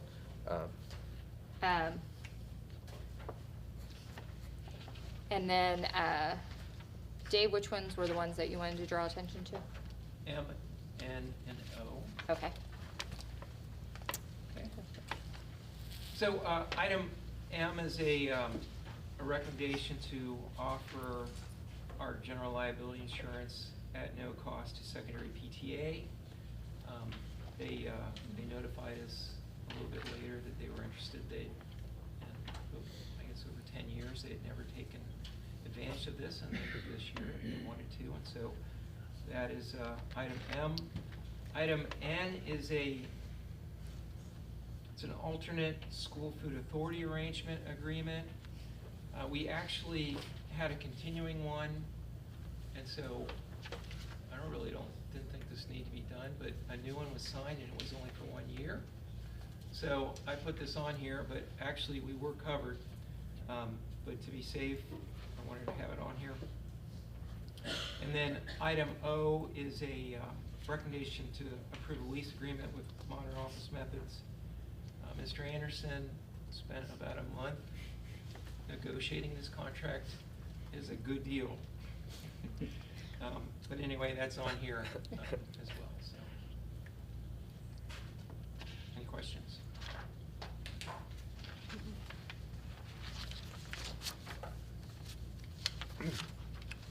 Just back on item C. Is this, this is for the upcoming year, right? Or is this retroactive for C? 2022. Effect, yeah. I would have to verify this, now that you say that, but I do believe that at least 2 of those, the 7th grade ELA work was done in July. Right. So I do think that was retroactive. Yep, okay. And I believe the same for PBIS. Yes, I think on the last board agenda, it was put for this school year, but the work was completed in July. Yeah, so. Great. Yeah. Thank you. I just have 2 quick questions. The item D, the approval of payment to certified staff members for mentorships, what constitutes the difference between a $1,000 payment and a $500 payment? So I'm gonna speak to it and then I'm gonna have Jen verify. Or do you wanna just share, Jen? So $1,000 if they're a resident educator. That's the license they're under. The year 1 and year 2 of that are pretty intense to prepare them for the year 3. So that's the $1,000 if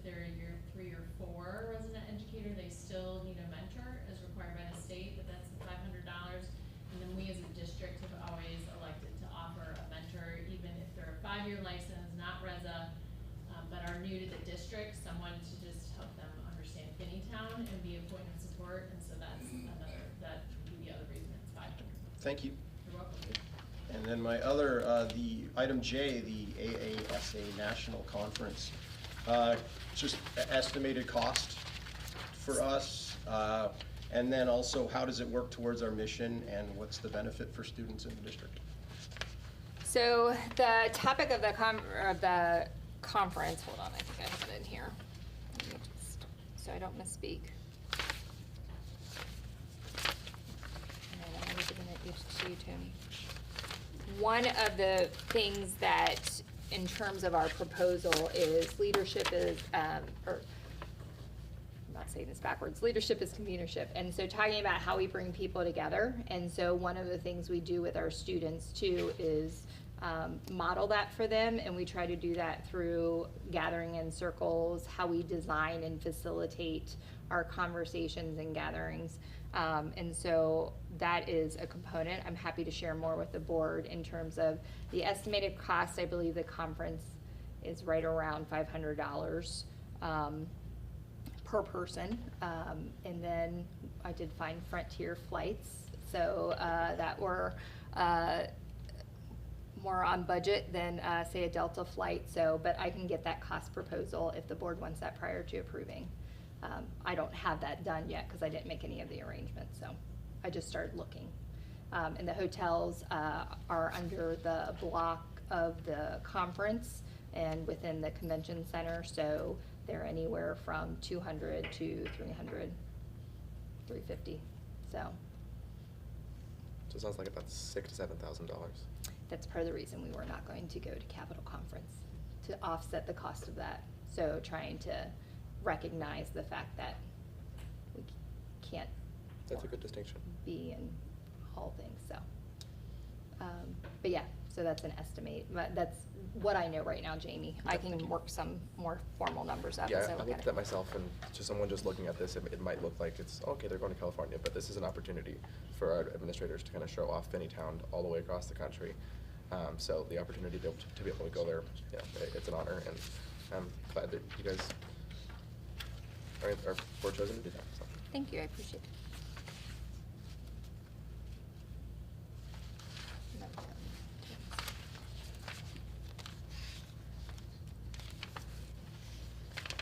So, I don't know if we, what opportunity we could make. So you're facilitating a roundtable, obviously you can't reproduce that here in the district. But I don't know if we want to add time to a regular board meeting, but just an opportunity for you to share some of that. Because a lot of times, you can say some of these things, if you experienced it, you've been through it, but just some of the feedback you get, and, not tonight, but like, why you're asked, what are people seeing valuable in what you're doing, just to share with the community. Because some of it, just to hear it, doesn't always register until you experience it. But just even the feedback you get there would be great to hear. I can share more at the October meeting. Thank you.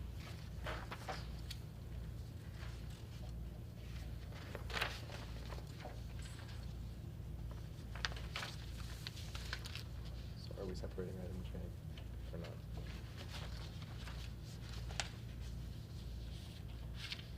Are you making a motion? Were you saying that you wanted to separate it? I didn't want to No, separate it. I just wanted, Okay. I asked a question, that wasn't. Okay, great. Any more questions? Okay, we have a roll call vote, please. Mr. Ray? Yes. Mr. Reed? Yes. Mr. Gass? Yes. Ms. Lee? Yes. Ms. McMullen? Yes. Item passes.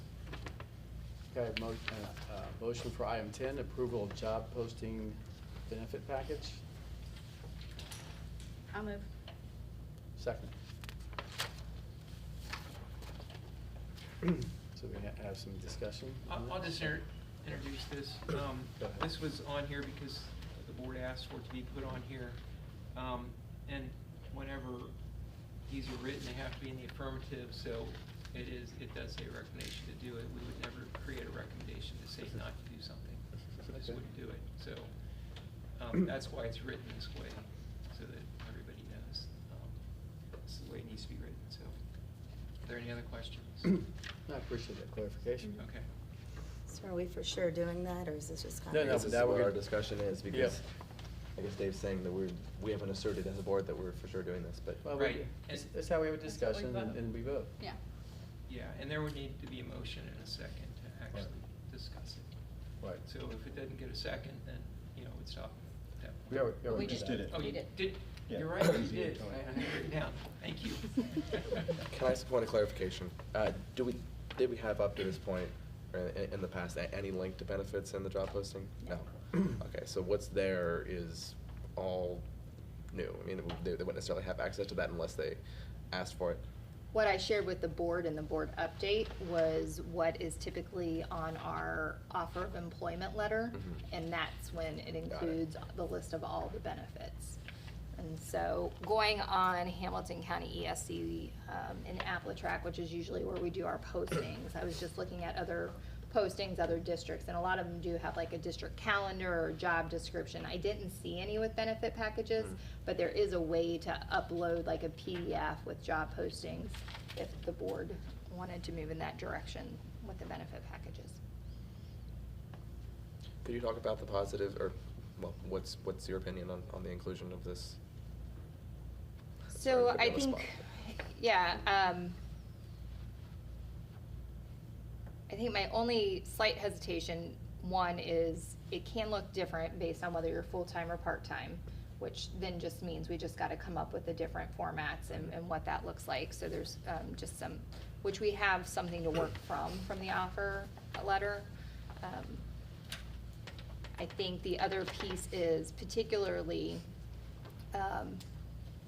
I don't know that it's going, and we don't know unless we try, so I understand that. I just don't anticipate that being a decision maker for anybody coming to work for us. Typically, people accept the job prior to even really knowing what the salary is, let alone the benefit package. So I think a lot of public educators, there's the assumption if you're in public education, you're gonna get the STRS, you're gonna get the, you know, usually good health care and dental care. So I think a lot of times they're operating on that assumption. So I don't know. I don't know if you have anything to add to that, Dave, one way or the other, in terms of from your perspective. I do. So Tony, you weren't here last month, and this came from me recommending and looking at our job postings and saying, why is comprehensive benefit package, including paid parental, not on there? Elementary job, 1-year-old building. You know, secondary job, breaking ground on a new campus. Just a couple of bullet points like that. You know, doing research, job postings. If there's distinguishing benefits available, people are 70% more likely to apply for the job. So my talk wasn't about, it was about, I talked about a funnel. Right. And getting more people applying, and then our system was going to narrow them down into who we would want to hire. I truly think paid parental is a win for getting people to apply for jobs here. So that was why I brought this up. And I just wanted to see some statements on there. I read our job postings for teachers, and it looks like an administrator's job posting to me. It doesn't look like a teacher's job posting. So, yeah, so unlike private sector, it is pretty well, it's like a system you go into, they look pretty similar. I'm not sure what differentiation we're gonna get, right? Because if nobody is posting them, I guess my first question is, you know, as a private sector, you're saying this will be here for some period of time. When a contract we negotiated every 3 years, I'm not sure what we're asserting will be there. I think that might be why it's not on anybody's postings. But no one has it. Well, but everybody has benefits. Yes. Everybody has salaries. That's not anywhere in anybody's, right? You can find them out by searching if you're looking for that. So I guess just my one curiosity is, are we the only smart people in the world? Like somehow we're smarter than everybody else, or why isn't it on anybody else's? I just like to just know that before we step in something, because comparing it to private sector is just surprisingly not comparable. And it might be that we'd be the first ones to do it, and it would make a difference. So it's just my curiosity is, is it that way because nobody else ever thought of it before? Or is there some other reason that, so I just like, I don't know if we can talk with other administrators, even check. I can't imagine it's a legal counsel thing. That's my only curiosity is why is nobody doing it? And maybe it's just as simple as nobody's went to put the link in there before, and we can do that. But nobody has distinguishing benefits. I think that might be Or they do, part of but it we don't know. is, because it's a public sector, a lot of the benefits are similar. So Right. there is no distinguishing difference, but we are more than a school. We offer more. Our salaries are actually very nice. We offer benefits that I think would make us stand out versus none of the other schools offering benefits that really stand out as much because most of them are the same. So, but right now, if somebody hired in next year, there's no guarantee that by the time they're eligible, that will still be available. There's no guarantee my benefits in the private sector are gonna be available all the time I'm there.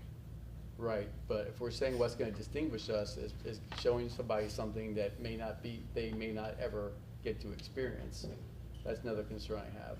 Right now, it's an MOU, to be rolled into the contract, that we'll find out over the next 2 years how much money it costs, right? And so, if we, since we kind of brought this to the union without them asking for it, and it comes out to cost X, and they say we'd rather have that cost X in salaries, and we're saying that's, this was a gift to you, and they'll do something with it, then, that may, so literally, if you hire in next year, and it's a year wait, you may never experience that thing.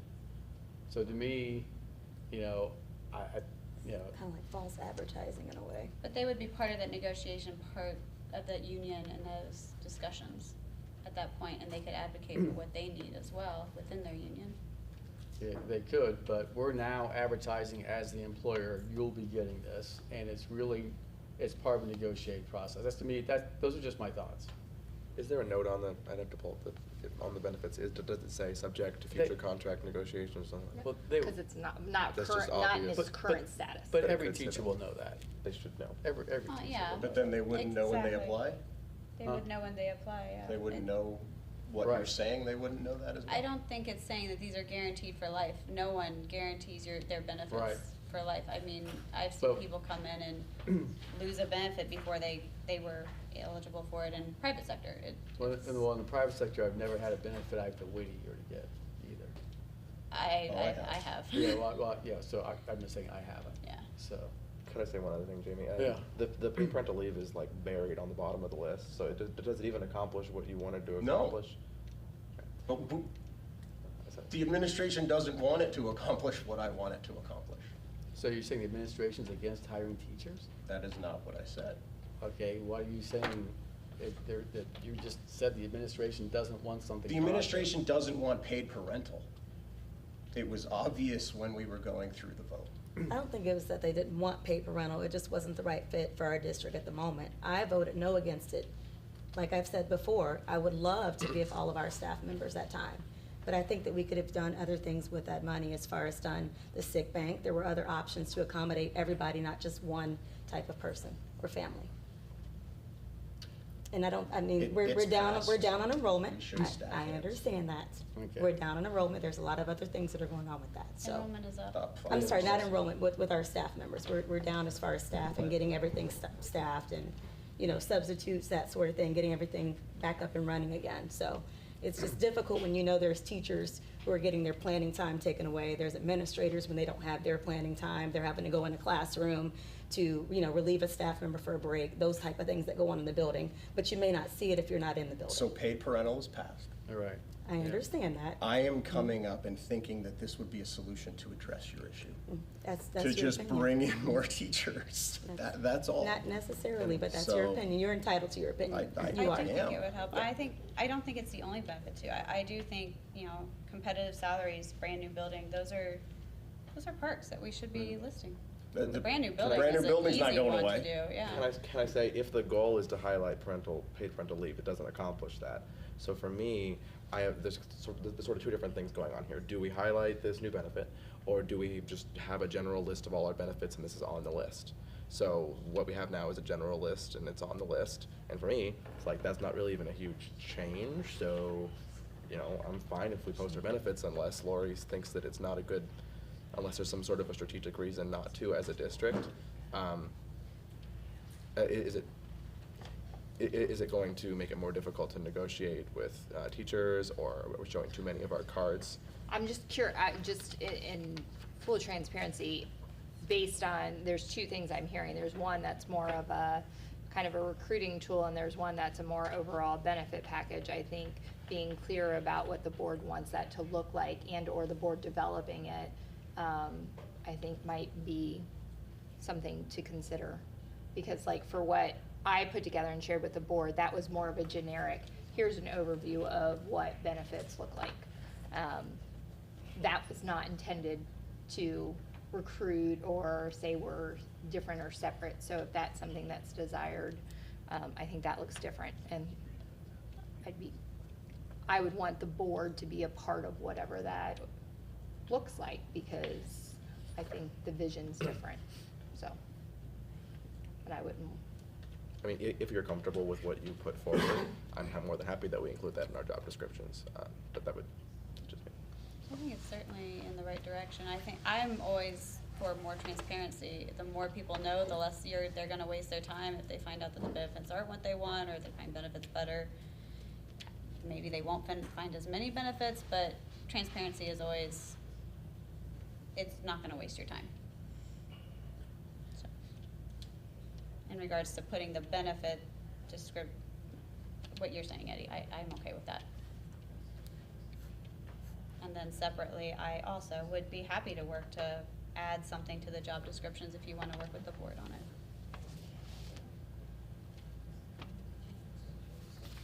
So Lori, are you comfortable with what you submitted to us? Like, did you, like? Yeah, I think having that it's on our general, job it's just a description? general overview of our benefits. I think we're missing out.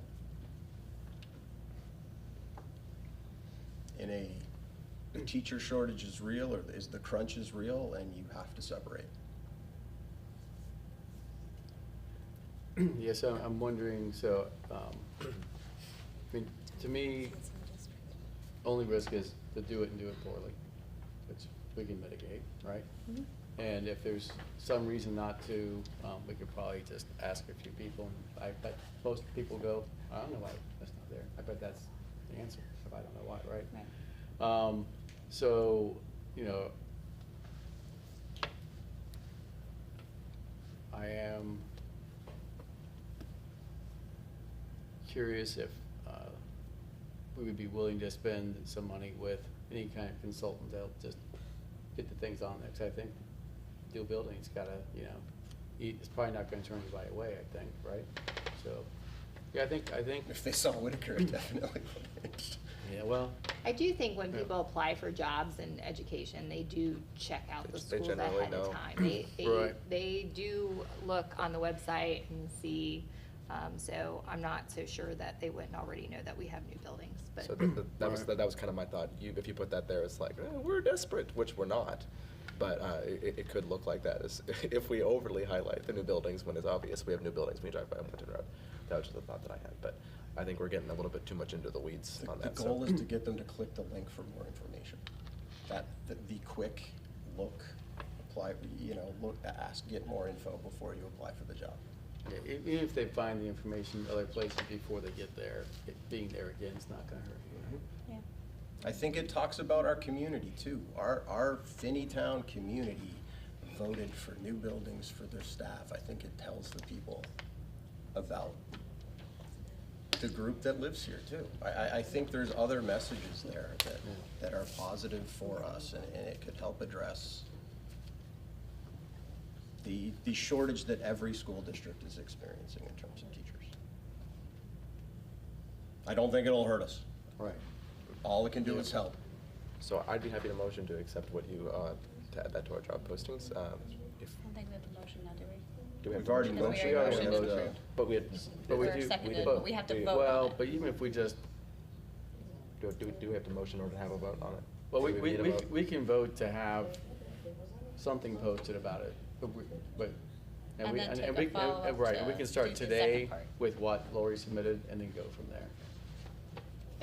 So this is a start, but we can also do more after this. Yep. So do we need to vote on it now? Yes, yeah. Okay, that's what I'm trying to get to. Can I just recommend, is it Yeah. possible to say starting in January of 2024? Because I do think there's some legwork behind the scenes Yeah. that's gonna have to happen for Anita and I to get Then that, maybe we and don't or need to even- Latora to get that prepared. Well, no, we can vote now, but have a start date. Okay. Yeah, I guess one thing I was Just for forgetting clarity. That is. should be in there, yeah. Yeah, one thing I have to remind myself of, is a lot of times there's work behind the scenes for everything we think of, and I know a lot of times I don't think about it. It's just like, hey, some cool stuff. So is everybody good with it being effective January 1st, 2024? Yeah. It doesn't make a huge difference Well, because we we're not have recruiting to- staff. But Okay. not just with a link, no, I'm not. Huh? I'm not just with the link, I'm with a new job description, like a new posting, highlighting the We have benefits to of make the new Finneytown. posting, though. Yeah, but I know we have to make it, yeah, I'm not Yeah. gonna vote yes on number 10 as it stands right now. Oh, to include a link. But I need Gotcha. something more that it's gonna move forward, it's not just gonna stop at this, Well, we can do that at another meeting though, okay? right? That'd be, But we could revise it. or we don't have to accept this right now. If we're not gonna take action until January, we can just vote no on this. Right. And have something more in the future. And have people work with Lori if she wants board involvement, Lindsay's volunteered. I would be happy to do it as well, yeah. Okay. So.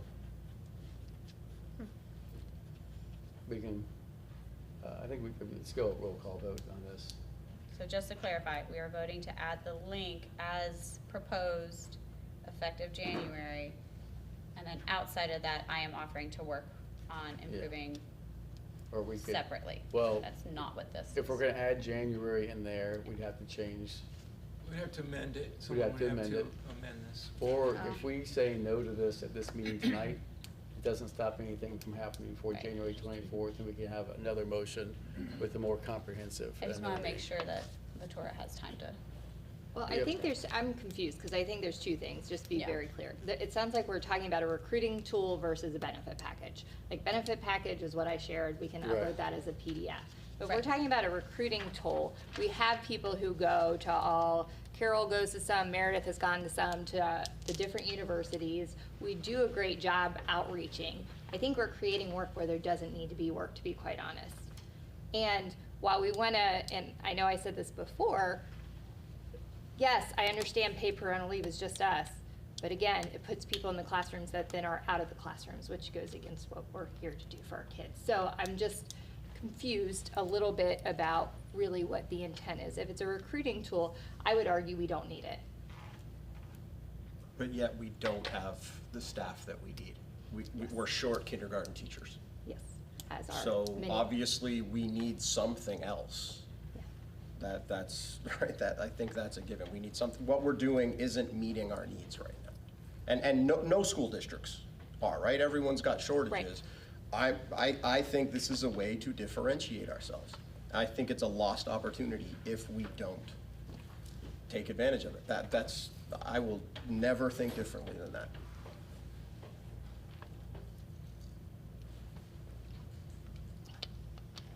So we're voting because we motioned to vote? Yep. I can make I mean, the motion do we to have to? We amend already- it to be effective January 1st, 2024. I'll make that motion. That And I'll needs second it, seconded. yeah. And can we do a voice vote for the amendment, Dave?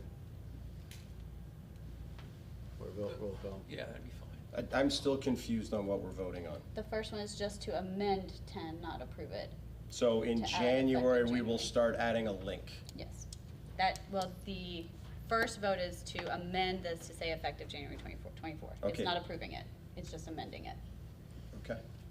And then the second vote will be to add a link in the next 4 months.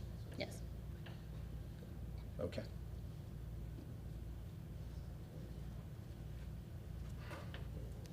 Okay. All in favor of amending it to add the date stipulation, say aye? Aye. Aye. That's amended. Now we have a roll call vote, please, on the item as it now stands. Mr. Gast, Yes. Ms. Lee, Yes. Ms. McMullen, No. Mr. Ray, No? Mr. Reed. Can I just abstain and then we'll just move on? I'm going to abstain. Abstain, okay. Okay. I'm just, yeah.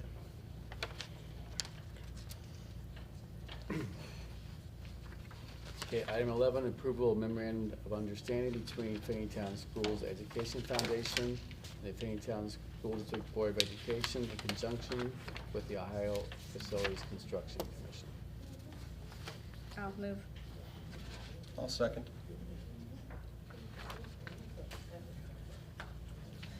Again, I will say, I think this is well written. I'm glad to see it. I was a little surprised that we didn't have one or something like this already in place. It really,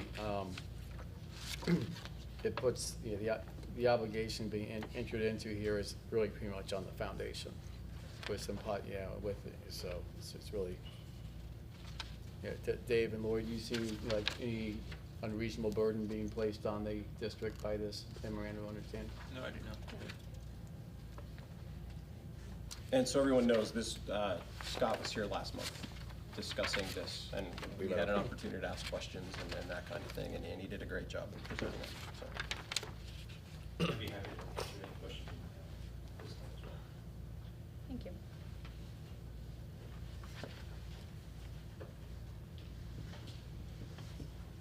Okay.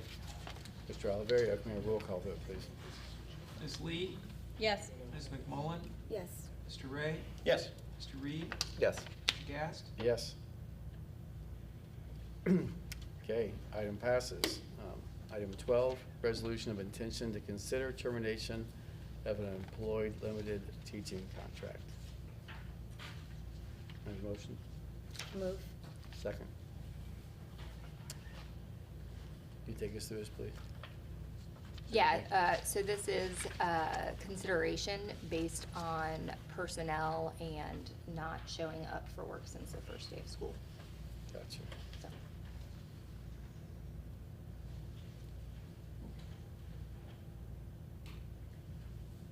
Does anybody have any, everybody take a moment to read through it, or read through it? And this came in today. Yeah, Yeah, haven't seen I this, I'm hadn't sorry. seen it either. Okay, take a few minutes.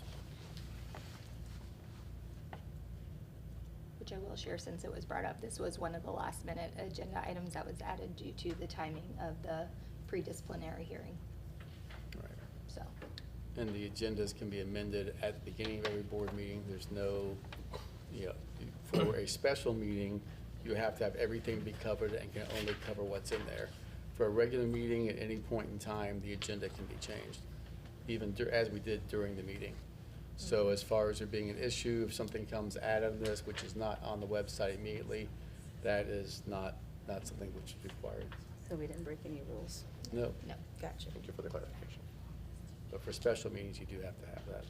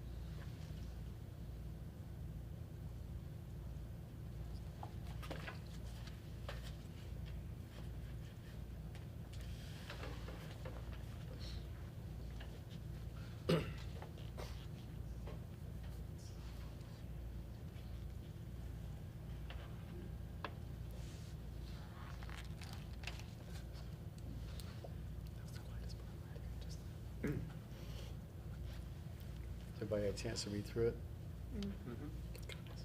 Okay, any questions? Okay. Mr. Oliverio? Ms. McMullen? Yes. Mr. Ray? Yes. Mr. Reed? No. Mr. Gast? Yes. Ms. Lee? Yes. Item passes. We're on to number 13, review of action steps.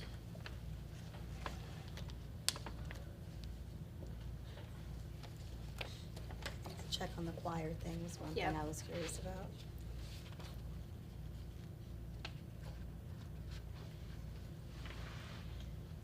I will get you the delegate packet once it comes in. I'm gonna touch base with Chick-fil-A, if there's anybody in the building. I'll see if I can bump into somebody and introduce myself and introduce Finneytown. Yeah, you're stealing my jobs. I'm just kidding. Well, if it's okay with you. No, go for it.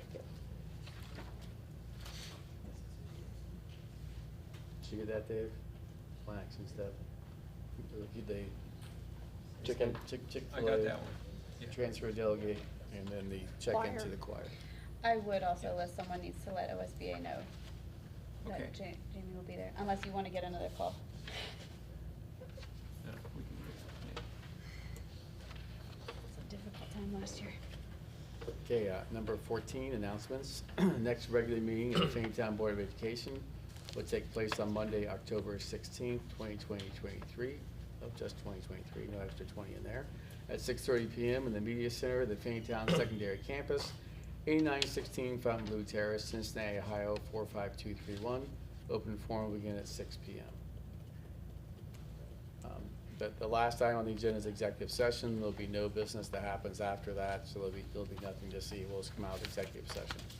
Can I have a motion to enter executive session? So moved. Second. Go roll call vote, please, Mr. Oliverio.